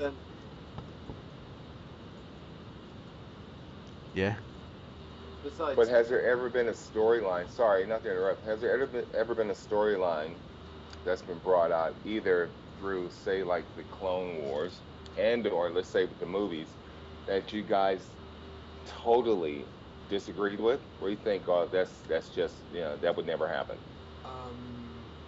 Stories. I can't think of entire acts, but there's been a few episodes that like I absolutely just find cringeworthy as a personally as a writer, or an aspiring one really, or someone who writes a lot basically for like stop motion and all like there were just a couple of episodes throughout the show that were just so repetitive. They're my least favorite episodes for just the sheer fact they kept repeating themselves and like just end up going nowhere. One of them I actually mentioned earlier, Assassin. I just hate that episode so much. I mean, I think I actually told Daniel this joke kind of thing before. Like I was basically telling Daniel the story of Assassin. So basically, you get one Ahsoka scene, then you get a flashback. Then you get one current scene, you get another flashback, another Ahsoka scene. Oh look, it's another flashback, and it was like that for like 10 to 15 minutes, and then the ending was just really disappointing too. And yes. They just made Aura Sane so weak. Yeah. Okay. I mean, like, Aura Sane just like a good bounty hunter. She defeats Ahsoka, and then it's like, I mean, bounty hunters, they're like trained or like learn not to be cocky or overconfident, and like, or like defeats Ahsoka and then just closes her eyes and laughs out loud, and then she like opens her eyes and Padme has her like stun gun and just shoots her. I mean, bounty hunters aren't supposed to be like that. It was just so ridiculous to watch. Yeah. And the other episode I really despise for being repetitive is Crisis on Naboo in season 4. Oh yeah. Crisis on Naboo. Just thinking about that episode makes me physically sick. It was so awful. I mean, like, here's the thing. You see, it could have been a good episode. You know, the boxed episode that came before it. You know, it ended on a path I liked. Like for many seasons, for a while since like early season 2, the Clone Wars crew for that time had like completely forgotten about a certain key band of characters in the Clone Wars who really helped start it up. The CIS council leaders, like they've forgotten completely about them. So at the end of the box, Dooku hinted that after capturing Palpatine, they would make or like bargain or bribe the Jedi with Palpatine's life into handing over the Separatist leaders. And like I remember, the community after watching that episode were like just freaking out, like they couldn't believe it. The CIS leaders were finally coming back and possibly in the next episode to be freed. And like then it gets to the next episode and like we watch it, like it does a lot of repetitive stuff and like and then after all that, like the CIS leaders don't show up. The story goes nowhere. Basically all the characters except Palpatine are made to look stupid. And then it ends with the sites that fans least like to see on the Clone Wars now, because they do it so often. That's an Anakin versus Dooku duel. And then to sort into weird as if like people weren't already hating the episode enough. Anakin defeats Dooku in the duel. Like, the whole point between Attack the Clones and Revenge of the Sith is Anakin is supposed to have like grown in strength since Attack the Clones, which is why he could defeat Dooku. Like, they even have some lines about it, like Anakin's my powers have grown since the last time we met, and then Anakin just defeats him on the view and places on the view. And I'm telling you, it wasn't. Sorry to interrupt, Rory, but I would take that as bravado on Anakin's part in Episode 3. He's just threatening. Do you know what I mean? Yeah, but that doesn't really explain the point that he was able to defeat Dooku in Revenge in Crisis on the View. Like, that was just completely unnecessary. Like, they should have gone with what the box was trying to imply. It's just so annoying. Like, the Clone Wars, what its loose ends is they have several Separatist leaders in jail that need to be out before Revenge of the Sith. And the box, like, after they said that, it gave them a perfect opportunity in Crisis on the View to finally get them out so they don't have to retcon Revenge of the Sith. And, like, they didn't do that. And then they have to save that for a later act. And as we've seen with one of the Ahsoka episodes, those Separatist leaders are still in prison, and that's one of those loose stories. Yeah. It's like, I'm just like, if like the show ends without those Separatist leaders getting out, I'm just myself and like a lot of the Separatist fans are just gonna rampage. Well, those loose ends has to be tied. Well, I guess if that did happen, then you can always do it in your stop motion. Yeah, that's not gonna help much, is it? I mean, you can create their own story how they escaped. I would find some genius obviously. In prison. Then I would go back and make them get out. Yeah. So and Well, that's the thing. I guess everyone always. As I said earlier, as vast as this universe is,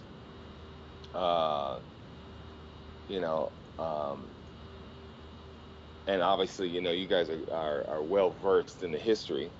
Everyone always has their own little take on it.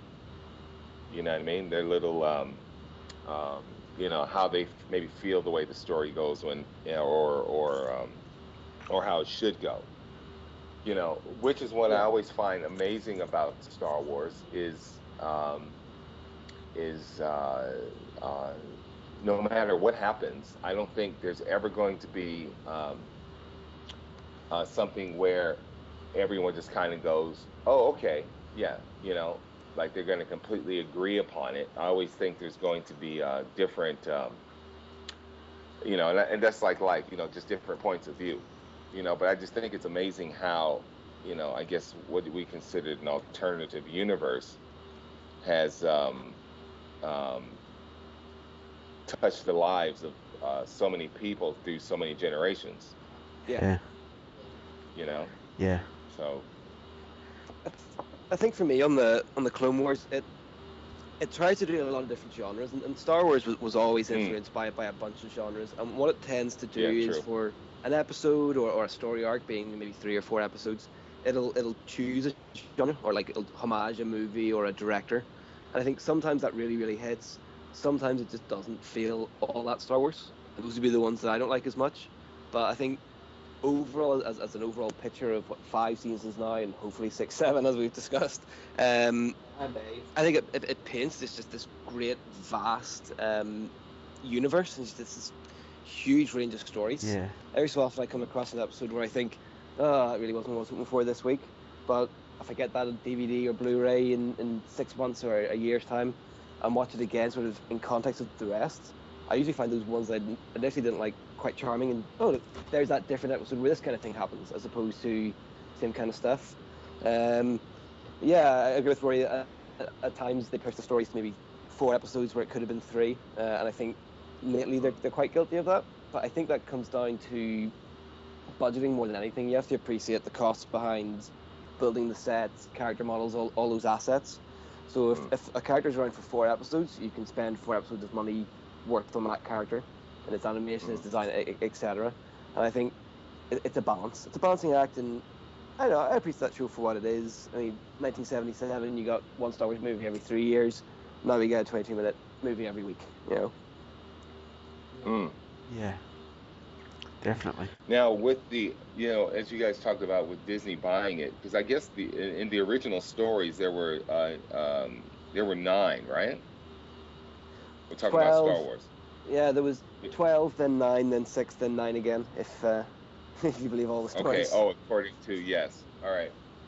Now, obviously, as a genre, how many of the movies, and I'm posing this question to each and every one of you guys here, how many stories do you actually think they should do, or can they do? Now, there's a difference between that. Yeah. You know what I mean? Because do you think that they would actually, do you think there's a possibility of actually bleeding out the series? Yeah, I mean, there definitely is with any series, and I think the expanded universe, sort of the books and the comics, have done that to itself quite a bit. Right. I'm a big fan of those books, but we are talking about 4 or 5 books a year come out, so it's Right. very stretched. Right. The 6 movies that we've seen already tell an open and closed story. You know, it's the rise and fall of Palpatine and Vader. It also episode 6 fulfills the prophecy of episode 1. So for me, we know they're doing another trilogy. It's a given. I'd kind of like to see that trilogy set up something new, and then have a sequel trilogy of its own, so that we sort of have the 2 Star Wars sagas across 12. Yeah. And 12 just kind of fits the original vision. It's what was said by Lucas originally, and the reason for that is because that was when you had your sort of Flash Gordon Saturday matinee serials. They would run 12 episodes, so it's kind of okay. So it makes it sort of a homage. Yeah. Okay. Yeah. But yeah, and I guess if the next 3 had a story that had the weight to carry over to 6, I'd prefer that. I don't want to see another trilogy here that feels tacked on. I'd rather see something new generation, new thing. You know. Okay. Second saga, a second set of lessons to be learned, if you will. Yeah.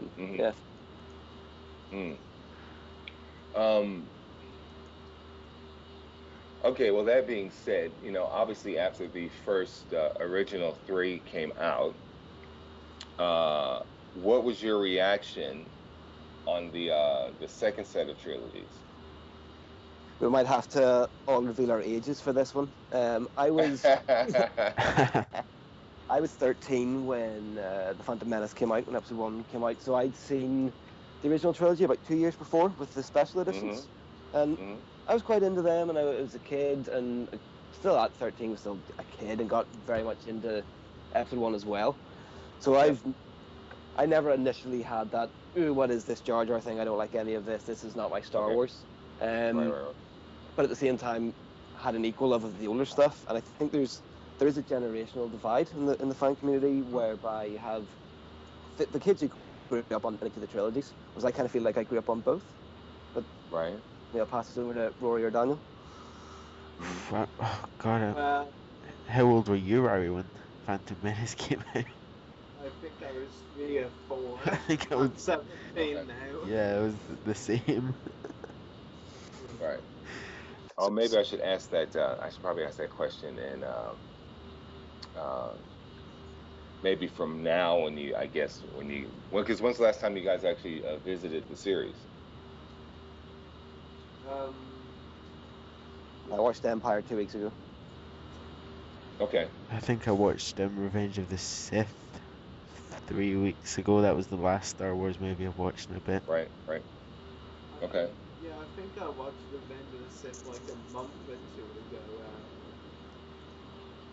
Before that, I watched Phantom Menace in 3D because I was bored, really. Yeah, I went to see that in the cinema. Right. Not really. No, I didn't actually get a chance to see that in 3D. How was that? to me, like, I'm not actually a big 3D fan. Like, I just went Yep. and seen Star Wars in cinema again. And then, like, rather curiously, like, a lot of scenes I'd heard before mentioned that were 3D in it, like, you could really feel the 3D effects, like, weren't actually that. And, like, the scene when I watched it and I felt like actually had a 3D effect was, like, the probe droid suit of Darth Maul zooming at the screen, like, when they just came zooming, like, they came in really close, like, that was a 3D effect, but, like, other than that, like, it just felt like the original The Phantom Menace, you know, without any, like, other effects added. Yeah, I thought it was very, very subtle, which was good in a way, because obviously it is a conversion to 3D, so you can't just ham-fist that in, but Right. it worked well enough for being subtle, but it's kind of Star Wars, and Star Wars isn't supposed to be subtle. You know what I mean? Yep. Star Wars is that Saturday morning cereal in your face. Awesome, let's go. But I was disappointed that we're not getting 2 and 3, because I have fond memories of seeing that movie in the cinema when I was 13, and I think that the main thing for me was just it was great to go see it in a cinema again, because however big your TV is, cinema's always better. Yeah, that's true. Yeah, the whole experience. And Yep. especially since I've got a tiny TV as well. It's just like, who's that character again? I can't see him. Freeze frame and get screen grab, you're all grand. No, that's just, you know, as I said, you know, I learned more from you guys than I'm sure that I can ever teach you. So as I say, it's always interesting to get you know, your opinion on certain things like that. Yeah. Yeah. Well, also that being said, how do you see this next trilogy unfolding? I think the only thing we really know about the plot is that we're going to see Mark Hamill, Carrie Fisher, and Harrison Ford reprise the roles. So from that, we can ascertain it's going to be anywhere from, I don't know, 25 being generous to 30 to 40 years after Return of the Jedi. It's gonna look weird. Yeah, it's going to be a huge amount of time as well, and you kind of have to look at Return of the Jedi ends with an emperor being overthrown. So what happened next, and whatever happened next must have been significant, but happened 40 years ago. But then I think it's what I sort of comparing it to is Episode 1 in a way. If you look at that, you launched into that movie knowing the original trilogy, but not really knowing this prequel era, and it had to teach something new. There was a new paradigm to learn, and I think we're just going to get something similar in that regard. Okay. They may give us hints and nods to what might have happened over the last while, but I think it's going to be new. Here you go. Here's a new universe. There are lightsabers and Jedi. You know. I think Kerry might have mentioned a bit of what Leia will look like in the film. Like she'll still have their like hair buttons or something. That will be weird to see. Yeah, I know. Yeah. It's just and like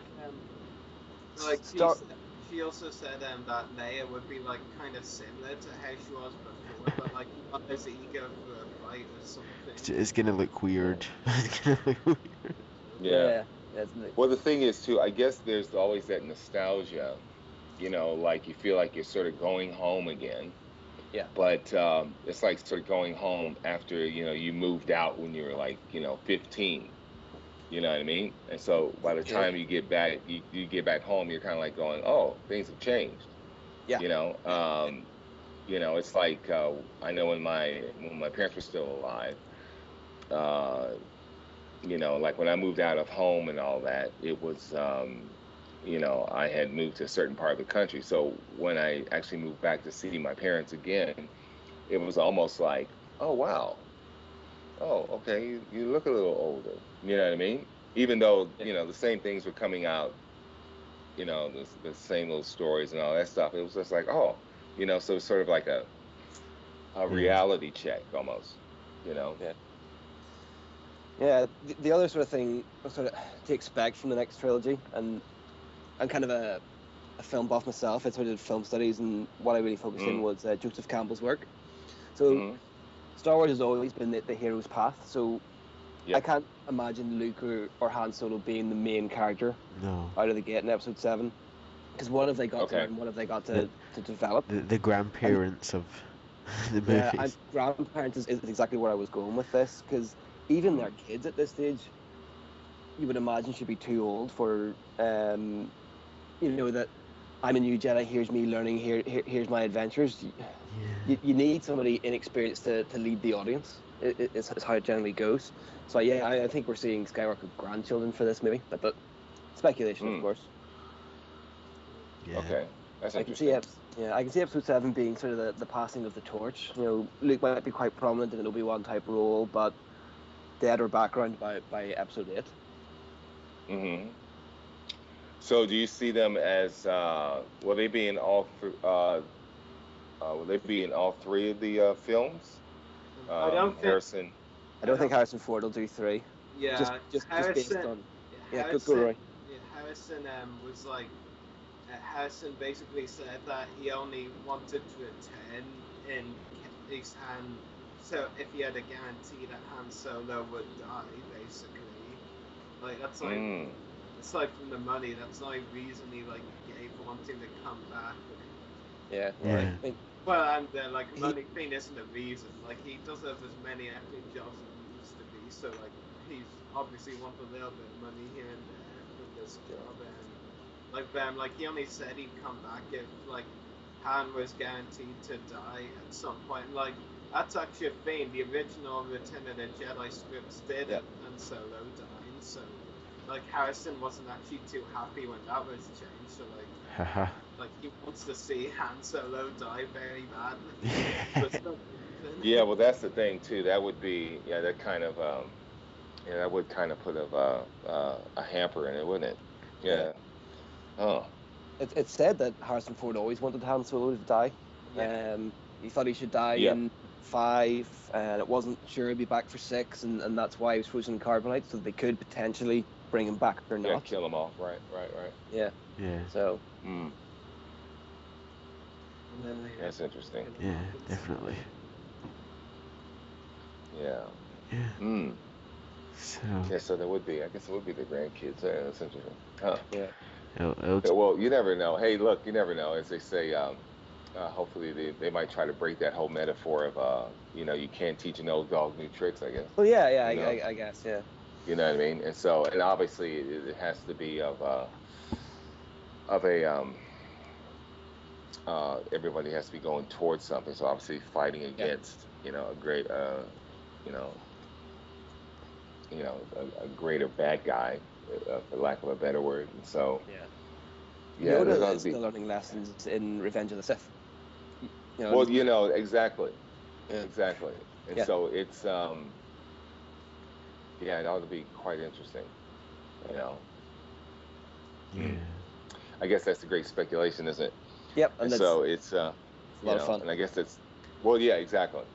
And which is why we'll pay our money to kind of all right, where are the answers? That whole thing. For me, I'm just really thrilled that I get to do it again, because like I said before, I was 13 with Episode 1. I got to speculate for 2. What's going to happen in 3? Oh, what's going to happen next? And getting to do all that again, I feel like a kid. Oh yeah, it's brilliant. Well, that's the thing, isn't it? Yeah, you do get to sort of relive that, that childhood wonderment. Yeah. Going into a dark theater and just escaping into another world, which is Star Wars. Star Wars is perfect for it. Yeah. So. Yeah. I think that's amazing. Yeah, and I mean, probably not, but for example, if we saw Han Solo coming back, would Chewbacca appear? Would he be, obviously, would he be dead by then, or would he be gone? Yeah. As well. I was discussing that with a friend of mine earlier, actually, and I was just thinking, Peter Mayhew, unfortunately, he's quite ill these days. He's quite elderly. Yeah. So if Chewie comes back, it probably won't be Peter Mayhew. But how weird would it be seeing Chewie with someone else's eyes? I really don't think I could accept it as Chewie. No. Do you know what I mean? It'd be an old Chewie so as well. Much of that character. Yeah. When it really I mean, changed like- color again.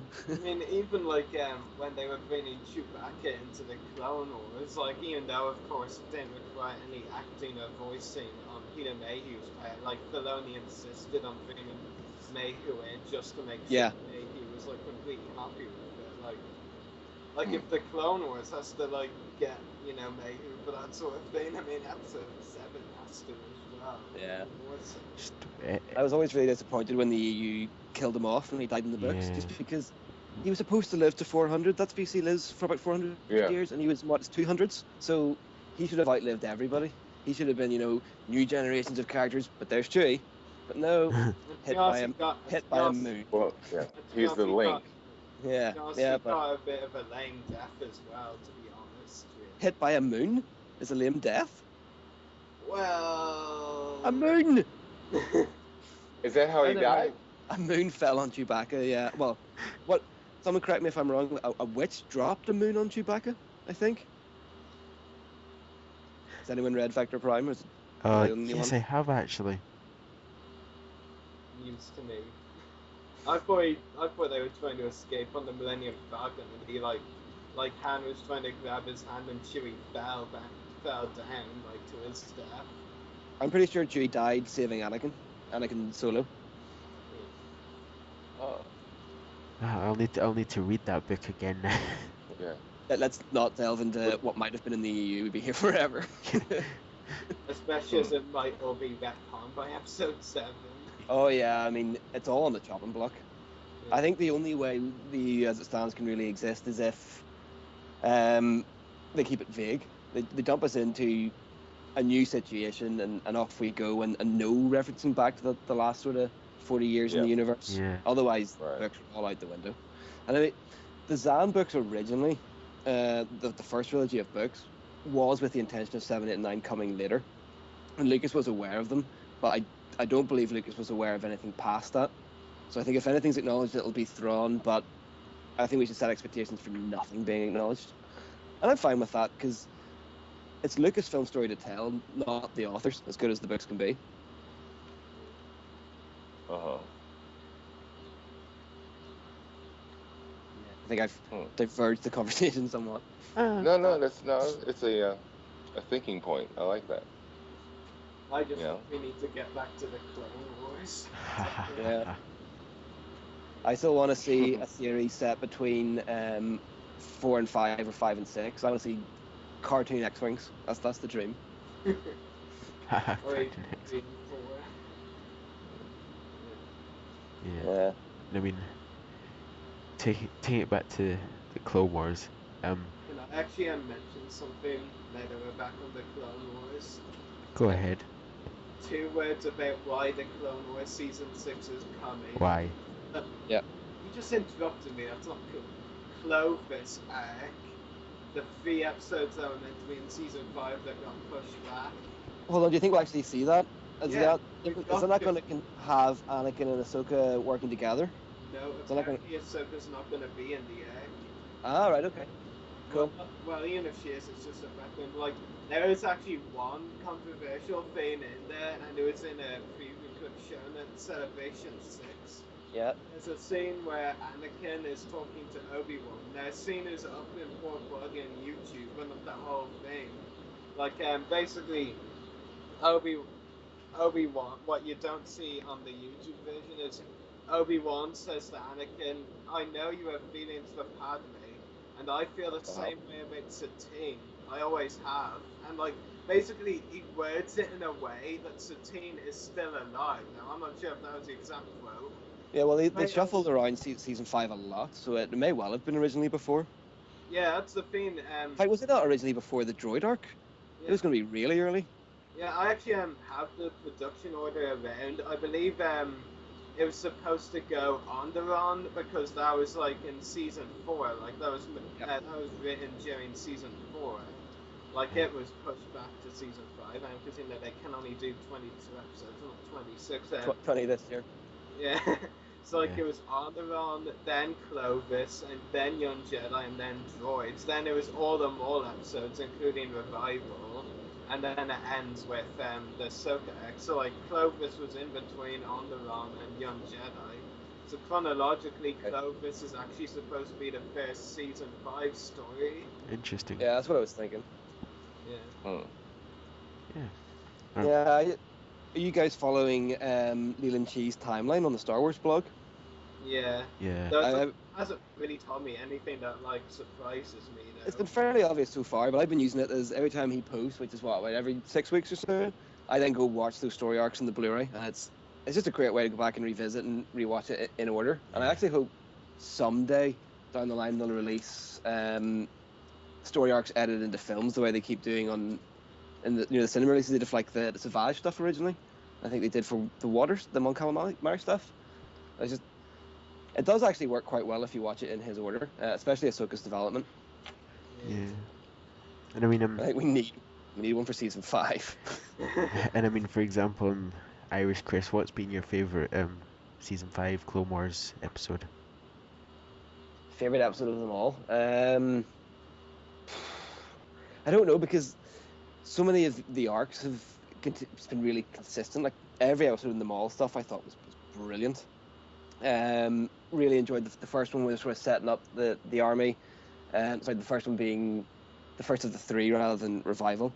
But no, I think I'm gonna have to say the last episode. Just for the impact on episode 3, as I discussed earlier, it's just so powerful and just brilliant. It really raised the bar for Clone Wars, and hopefully they do continue past that. And you, Rory? Oh, so tricky, because as you know, I've liked every season 5 episode. Like, I don't dislike any of them. Yeah. I like them in their own way, and so many options.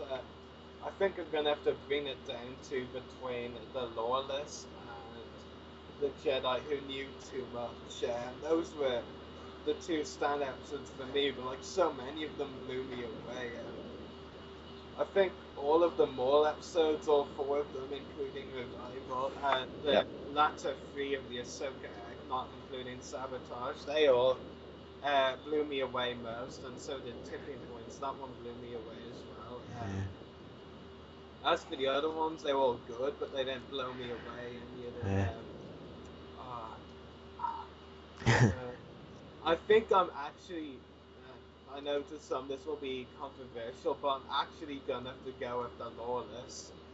Which one was the Lawless? The last of the 3 Maul episodes. Okay, with Palps.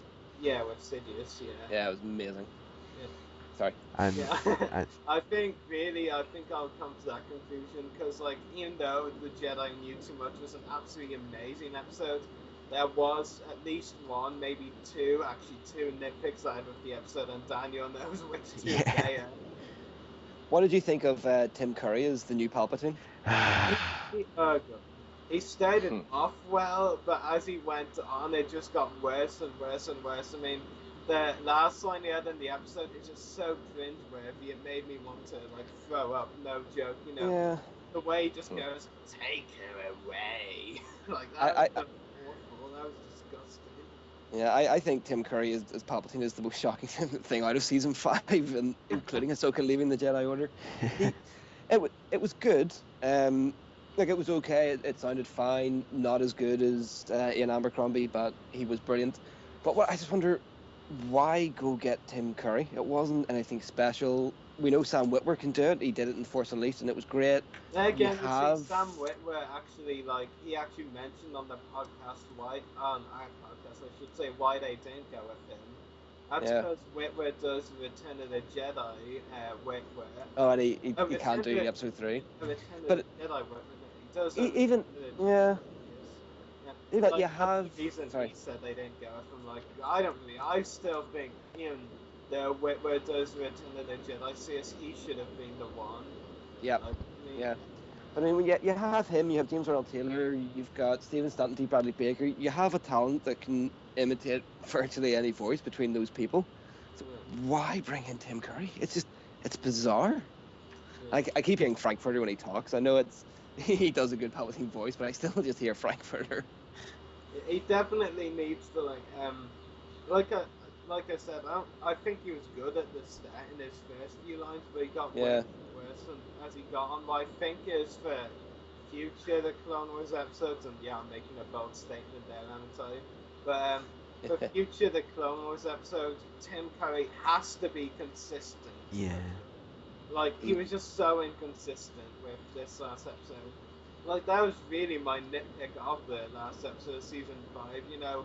Like, all of these voice actors, you know, even, like, the ones we don't hear so often on the show, like Meredith as Barriss B, like, all of them, like, just, like, they up their game so much, and then you bring in this one guy for his first The Clone Wars episode, and he's just so inconsistent. It was just awful. It didn't work with the episode, you know.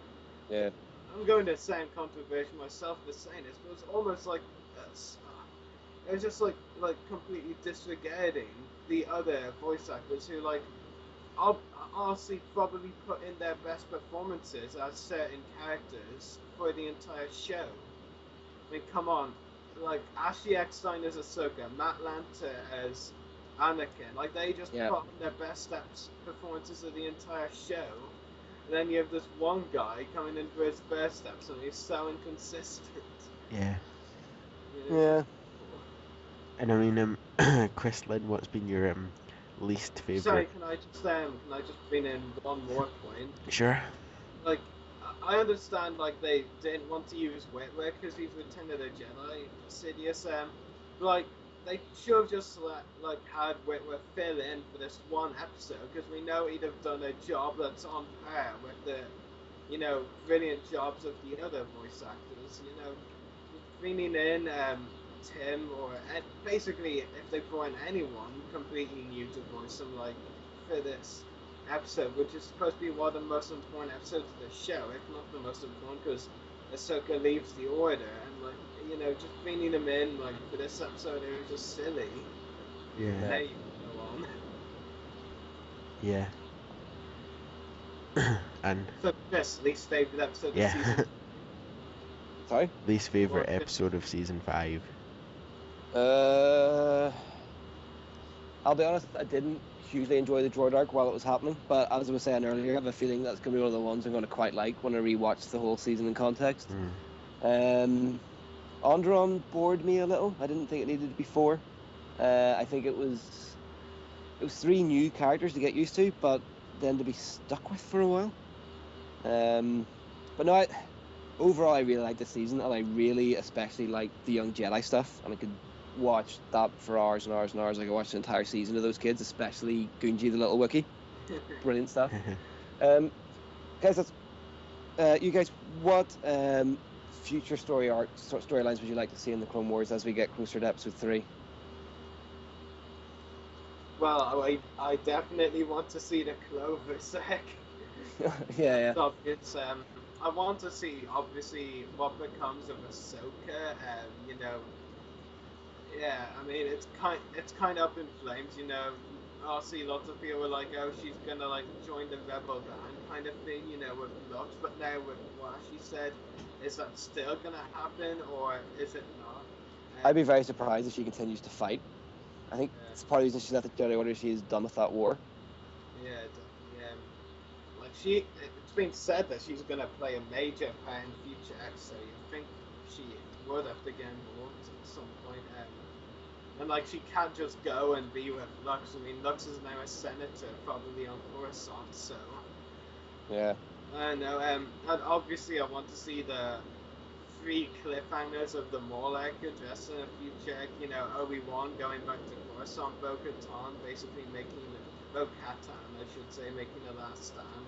And of course, Sidious and his uses for Maul. Yeah. I'd like to see some more of those young Jedi in the show. Yeah, it's so sad they're inevitably going to be slaughtered by Anakin. If they don't die before then. I'll see, to be honest, I was expecting Petro to die in unnecessary bombs. You know, killing a kid's a bit extreme for cartoons, unfortunately. Yeah. Just expected once you knew Grievous was involved and once you knew Petro wanted to fight him, I was like, oh, are they actually gonna kill off Petro? That's bold, and no, it didn't happen.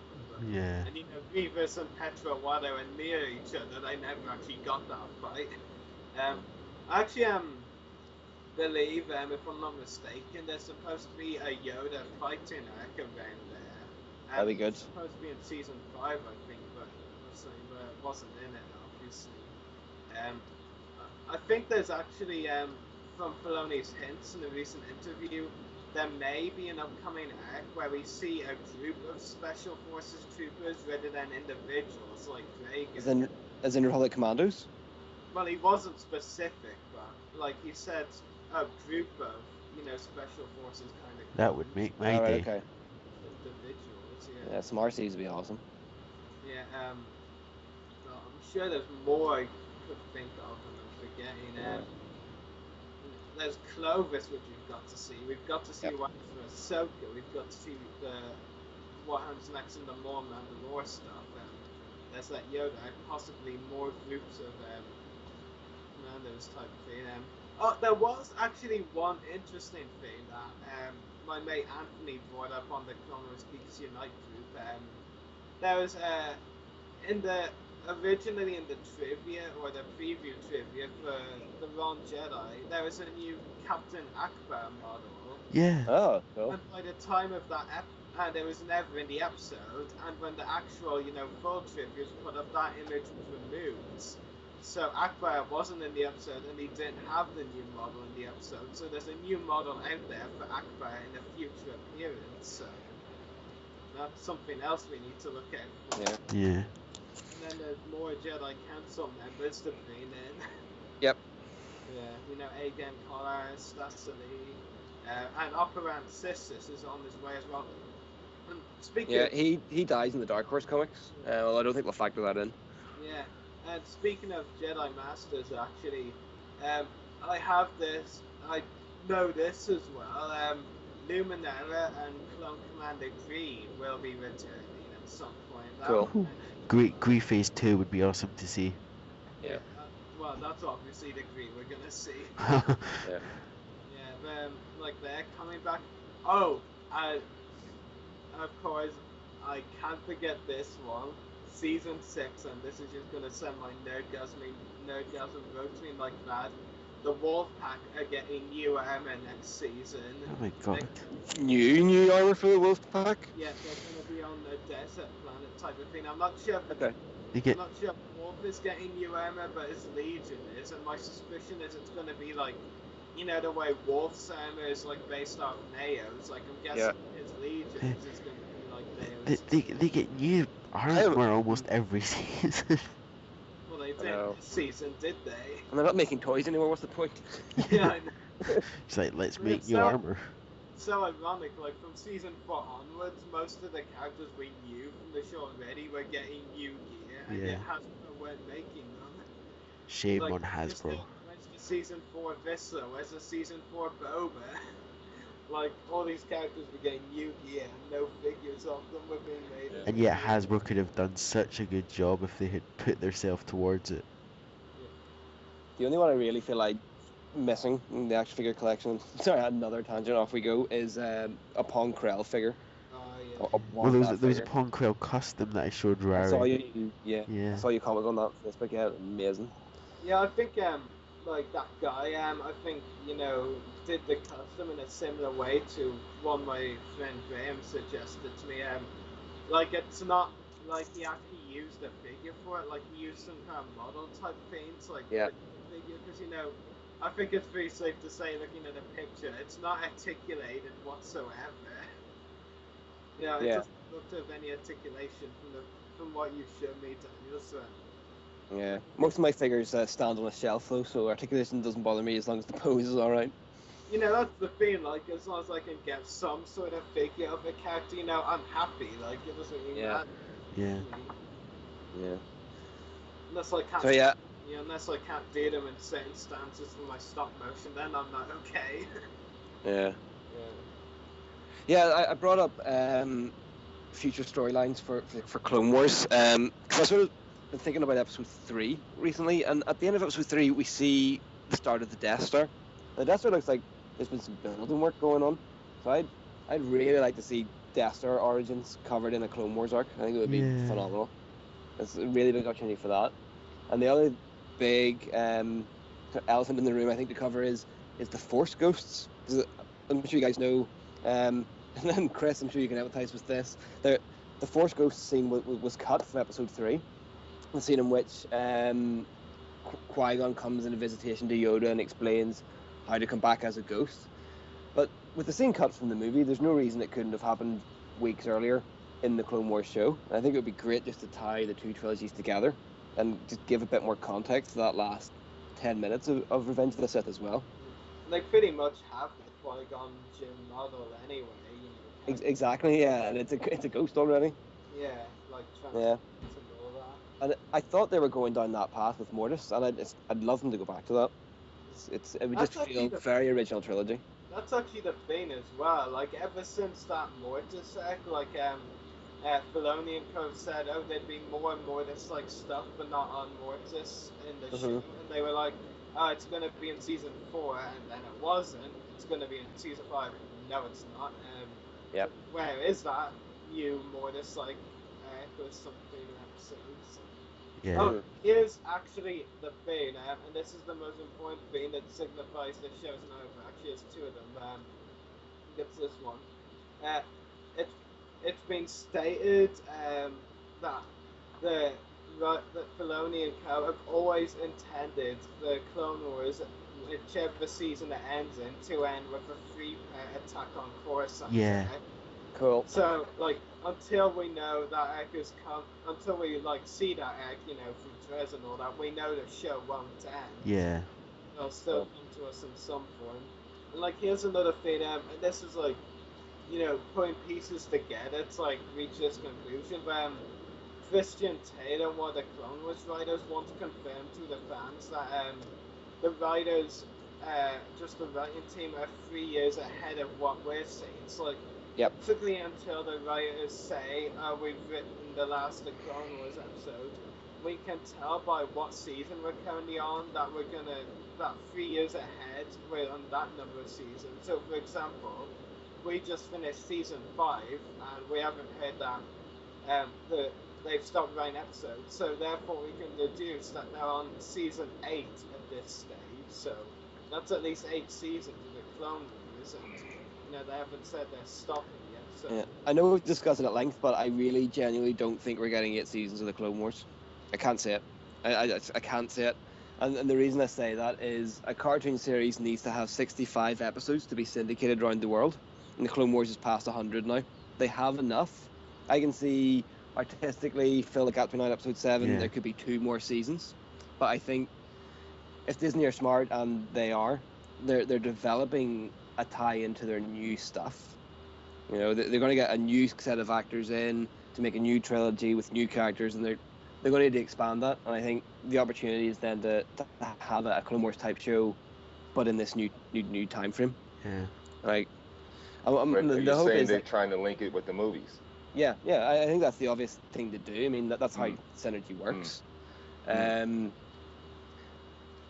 yeah, so from that, I just think the best case scenario is we get 2 more seasons of Clone Wars while they co-develop a new thing, and the worst case is, and this is where these rumors are coming from, is they just cease Clone Wars entirely to get something in place to go alongside Episode 7. Yeah, which they're not going to do.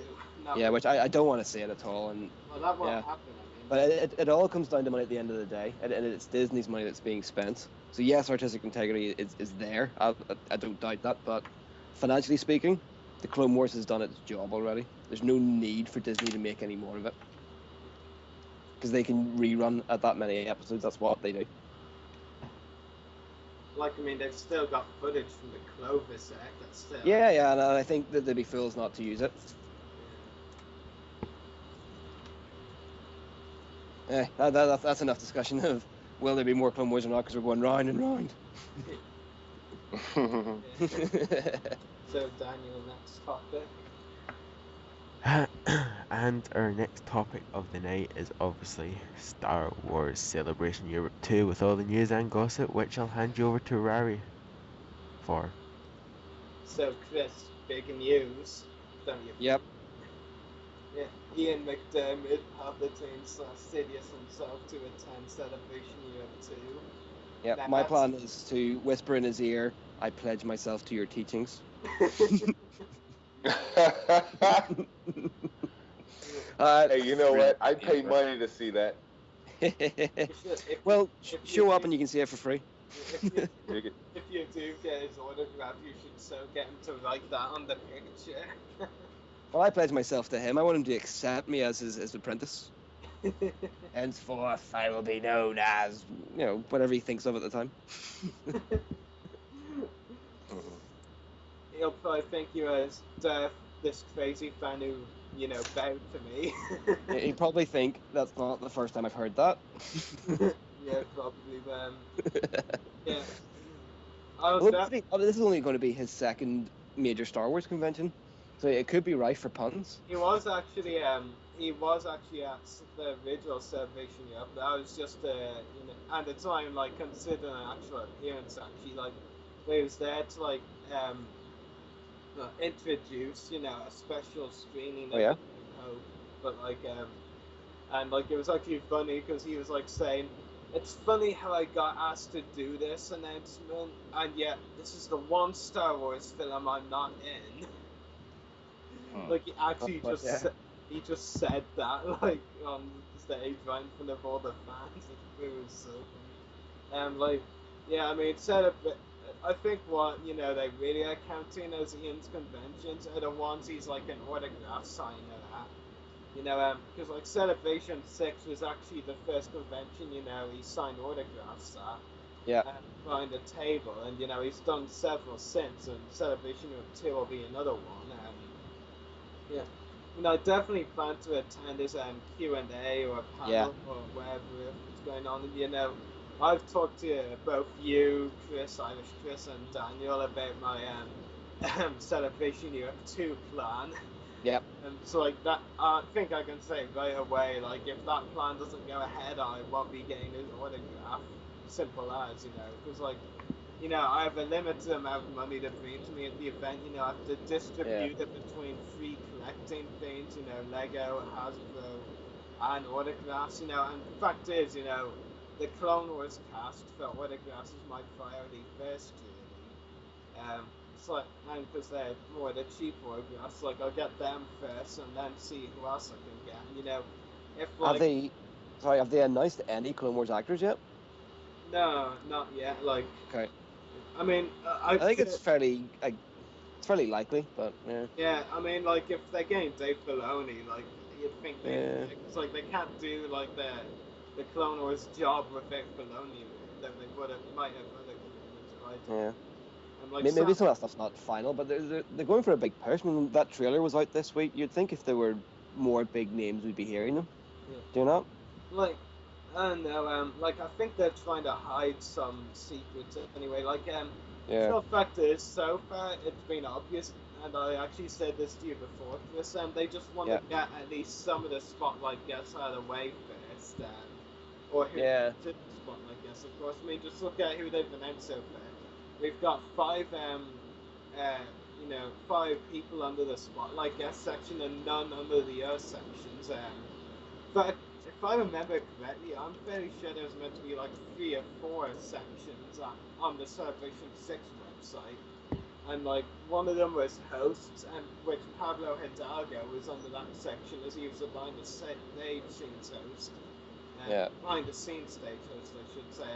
And this time he's the exact same thing listed for, except that there's no host section with them. Is that because there's only going to be one stage, or do we know there'll be multiple stages? Or I don't know. Like we don't really know much about the stages. Yeah, I'm kind of because the way they've announced Warwick Davis as the host, I'm kind of thinking it's going to be one stage. But that's probably going to make it easier to attend the majority of the panels. Yeah, I think the thing is, what was I going to say? It was something celebrity related. Now I just need to get my. Sorry. No, it's just lost of the mind. Celebrity. I think I'll move on to something else related to it. But Sorry. See if I can look at that. Like going back to what I was like, if you're going to say, and I might be forgetting this too. Yeah, I think there'll be more of the Clone Wars cast there for sure. You would think there'd be some of them. Sam Witwer, who I've talked with before, like he said he might have been human commitments around that time, but otherwise, some of the main cast you expect to show up. You know, I'm actually like, if what you say, Chris, is true, and there may be only one stage, you know, I'm okay with that, because, you know, as you know, most of the main The Clone Wars cast, aside from Ashley and Matt, Ashley and Tom, I mean, out of the main cast, they were the only ones signing at Celebration 6, and Ashley was looking for select times on select 2 days, for 2 hours on 2 days, so, like, really, and like Matt, Sam, Dee, and James, like, well, in James's case, he wasn't signing at all, you know.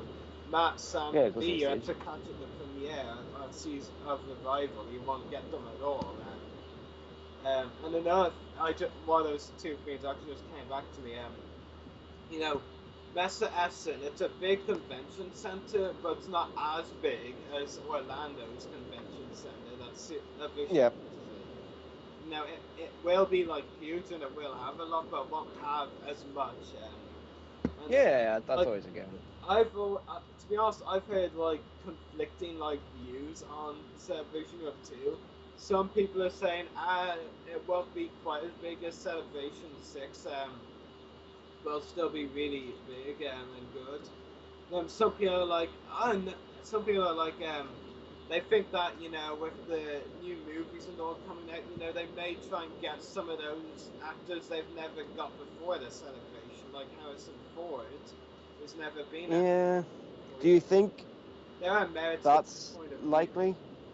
I don't know how early we are in the Episode 7 development. I could see them at a Celebration the summer after Episode 7 comes out, more likely than this one. Because they're not going to be able to tell us anything. I don't know. Well, I don't know about, like, the summer after. Like, to be honest, I'm, like, suspecting, like, after Celebration of 2, there's going to be a celebration, like, somewhere not in the US, maybe in Asia again. Yeah, or, you know, Australia. Australia has been actually demanded by a lot of fans. Like, they'd be kind of foolish not to make a celebration to Australia, even though I won't go. But, like, you know, I think realistically they should have a celebration in America in the year of Star Wars Episode 7. I don't think. Yeah, well, that's where it came from. It was every year of the prequels, wasn't it? Yeah. And then, of course, they had the Clone Wars premiere there with Revival.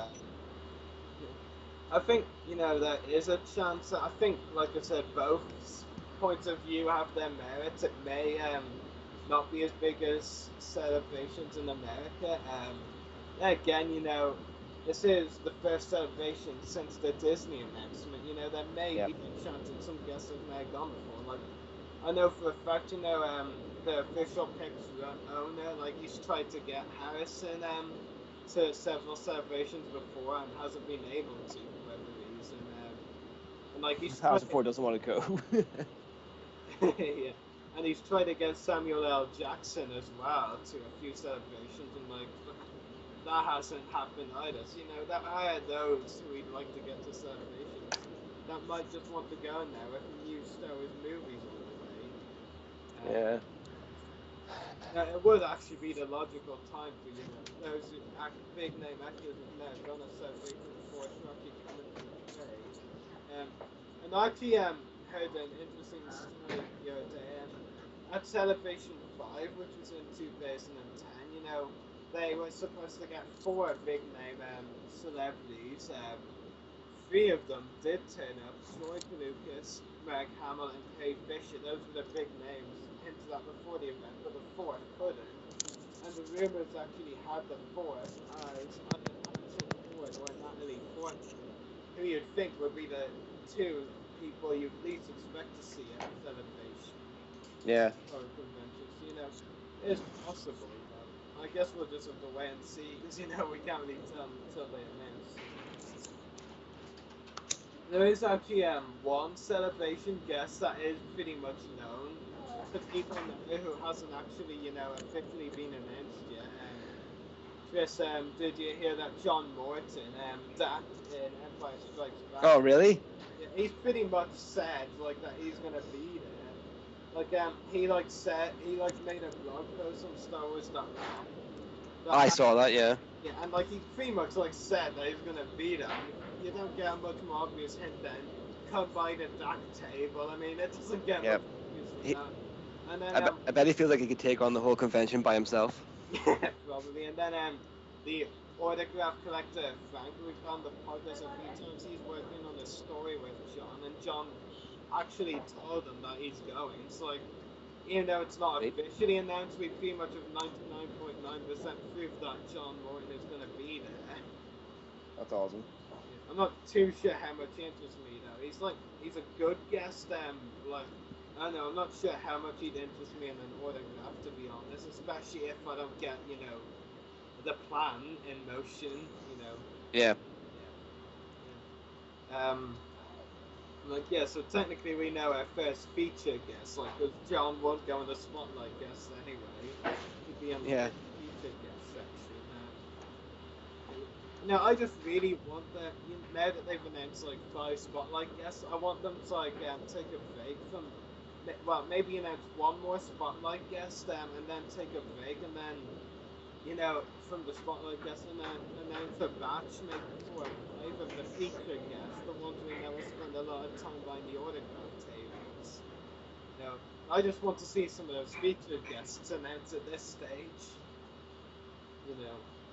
Yeah.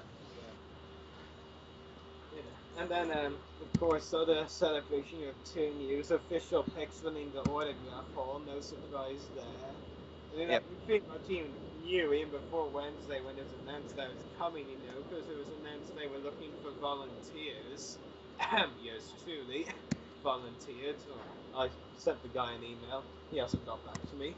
I sent him an email about something else which I can't mention. It's very top secret. Official picks winning the autograph hall. Chris, I actually have to ask you, because I want to compare my notes with yours. What do you also think will be the autograph price that Ian McDermott is charging at the event? I'm saying around €150. That's my. Really? Yeah. Nah, I don't think I could see 40 to 50, and I would consider that steep. I don't think it'd be that high. That's crazy. Dude, did you not hear about his Celebration 6 price? No. He charged $125 for it. Really? Yeah. Whoa. Camel. I think I need to pledge myself to his teachings then. Like some of them are like that. Like Hamill and Ian McDermott, they both charge $125 at Celebration 6. Fisher 50 and 60. Daniels around there too. And have you ever seen Chris, Lynn, whenever official picks have done a signing with Harrison Ford on the rare occasion, how expensive things have been? I mean, we're talking several $100s per autograph for Harrison Ford. If he goes to a celebration, you'd actually expect that to be around the same price, really. Yeah.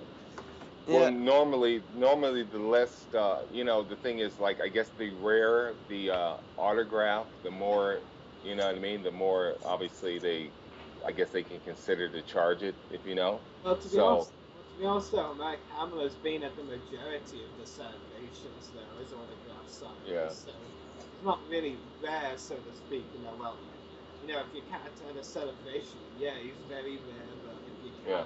But I guess when you're talking like Mark Hamill, Carrie Fisher, Harrison Ford, you're sort of going into, really they're like the origins of the story. So it's to actually get their autograph would be, I guess especially for a Star Wars fan would be kind of like, sort of that, that awe moment. I still think at the end of the day, we're in everyone's in a difficult time financial wise, so Well, exactly, and they might take that consideration. Yeah. Yeah. No, that's true too. I mean, there's a certain price I'm willing to go for autographs, but unless the planned Irish Chris and Daniel know that I've got hopefully going after them. Now, unless that works, I definitely won't be getting their autographs. So, I'd love to get Hamill or you know, McDermott's autographs as much as the next fan, but you know, it just all comes down to cost.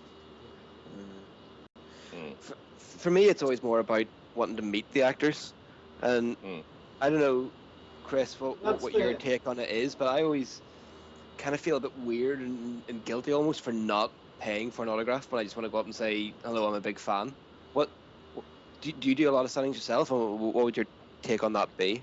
Oh, well, look, you know, I don't know if I'm going to cut my nose to spite my face by saying this, but I think, you know, I mean, first of all, I think it's great that someone would come up and want your autograph. You know, I mean, I always consider that you know, not only an honor, but also like you know, I guess astonishing, really, because you know, really, this is our job. This is what you know we do. Now, obviously, too, when let's say when you go to a convention, usually there's other costs that are factored in. Yeah. You know, because obviously the convention sort of puts your name up to obviously help sell the convention, and then with that, you know, there's you know, obviously there's flights and accommodation and all that stuff. And so the thing is uh, not only do they charge admission to help actually recoup some of that cost, but it's also that thing of as far as the actors are concerned, actually charging a signing thing, you know, for them to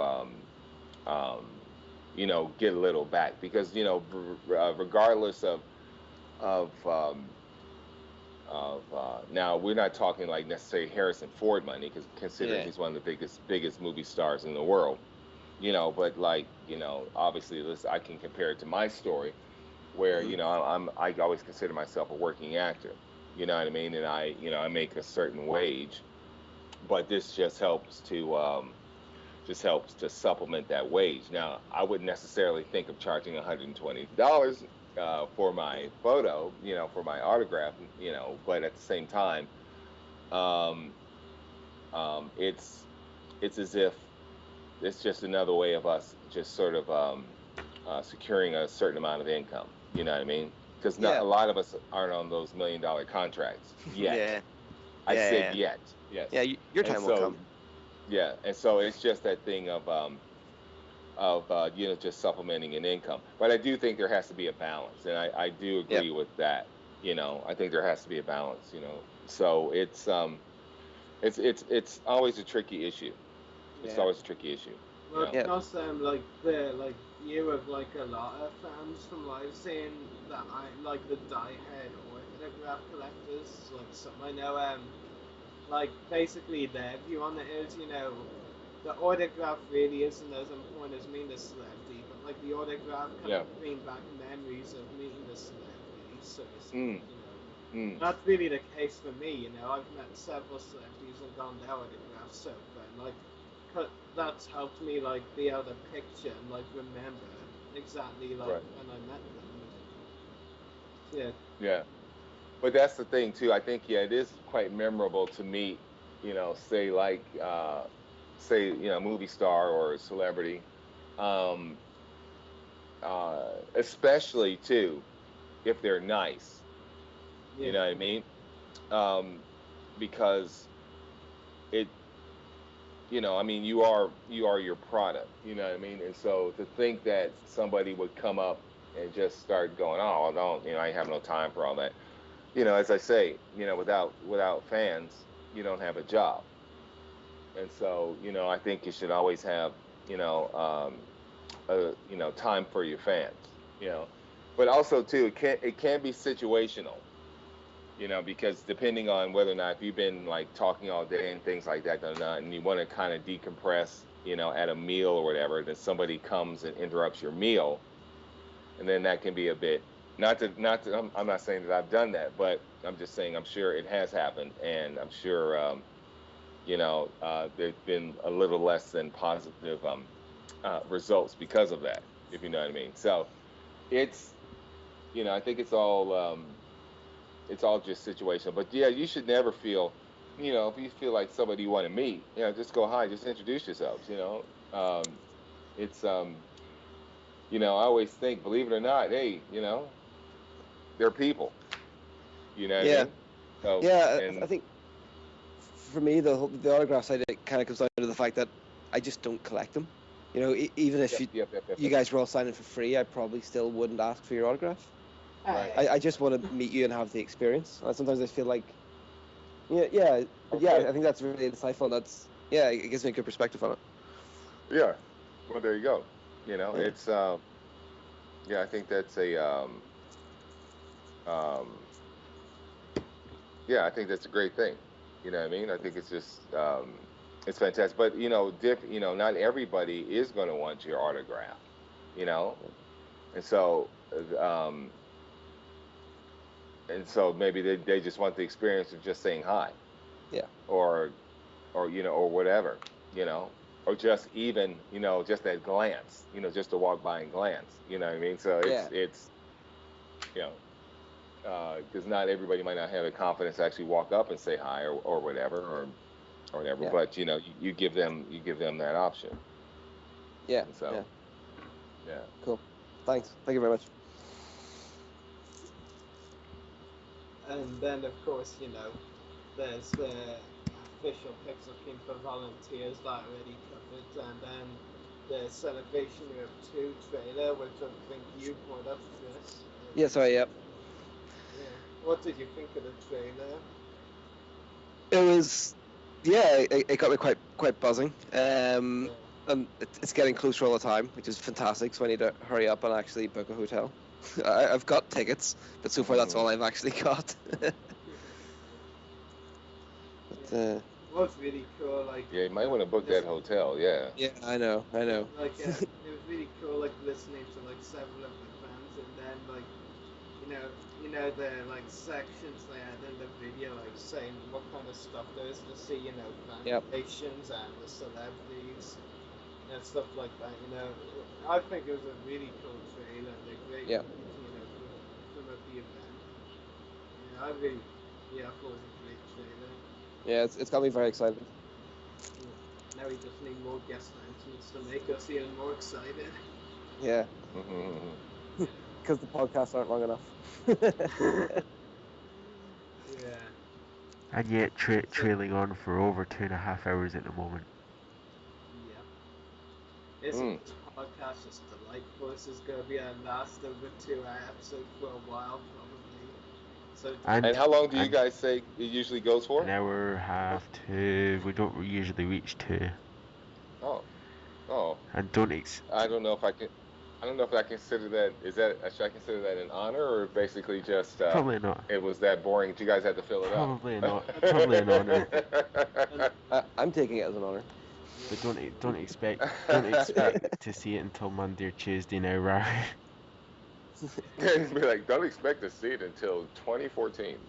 So Daniel, are you ready to move on to the next topic? Yes, I'm ready to move on to the next topic, which we kind of already talked about, but the confirmation from George Lucas that Mark Hamill, Carrie Fisher, and Harrison Ford will appear in Star Wars Episode 7.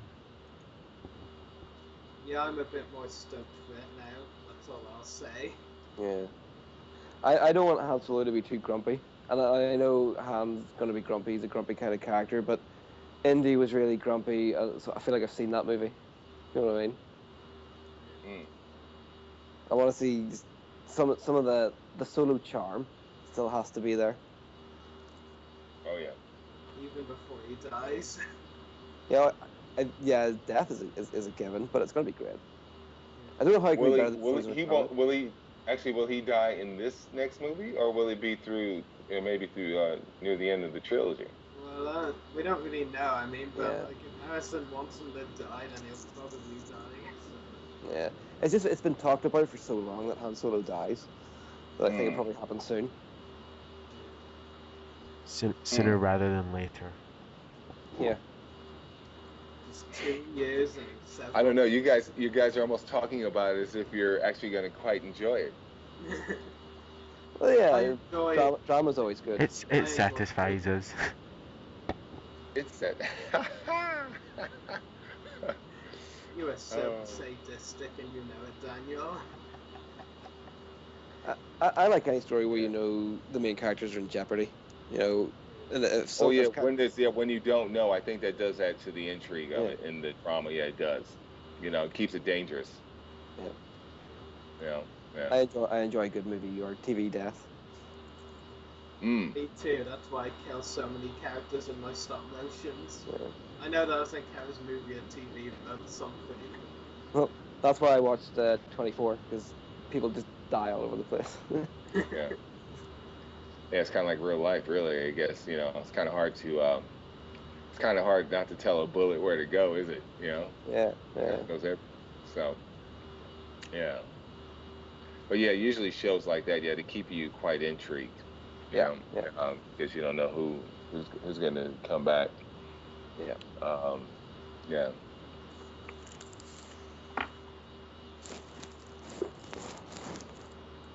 Do you guys think Princess Leia comes back as a politician or as a Jedi or both? I know in the book she was always more of a politician with kind of weak Jedi skills, but nothing's really said about how strong on the Force she is. She could be as strong as Luke by the time we get to Episode 7. We don't know. That would be very cool and interesting to see. Yeah. I mean, I really liked watching the videos of the Force Unleashed 2 DLC where Yeah. Like Leia as a Jedi, that was always cool. Cool kind of alternative story. Yeah.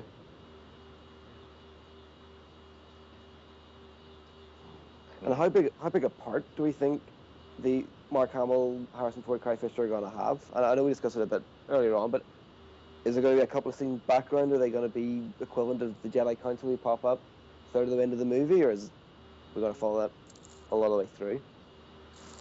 I think it'll probably be like the Jedi Council kind of thing, maybe. Yeah. See them being the main stars.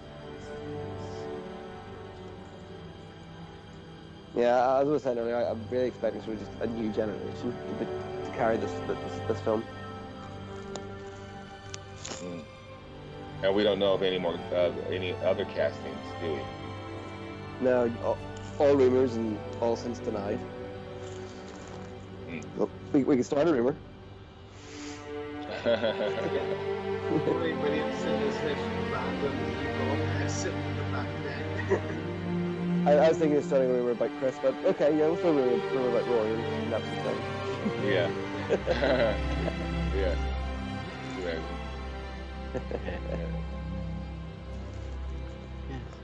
Wow. Yes, with honor. So make sure to check out our YouTube channels. Mine is www.youtube.com/user/14mrdas. Riley's is www.youtube.com/user/separatist-destroyer. Also check out Destroyers. What did I say? Destroyer. Also check out Irish Chris's Facebook page, www.facebook.com/KMSWC, and check out Christopher Kirby's IMBD profile, www.imbd.com/name/NM0456130. I always get caught out of breath with these IMBDs. Curse you. Yeah, I was telling you. You're a lot better than I am. I said, yeah, just go to IMDb, put my name in. You're just like, all right, here. Let's just, yeah, that's what I'm going to give you the code. You're going to get every detail. Every little detail. But yeah, so this has been one of our longest, I would say exciting, at least one of the episodes that we've done. Obviously next week there'll be no more Clone Wars to talk about. No. But we'll find a replacement, I'm sure, are we? Yeah, so that's definitely for sure, but all I've got left to say is from me, Rari, and both Chris's, may the wolf be with you.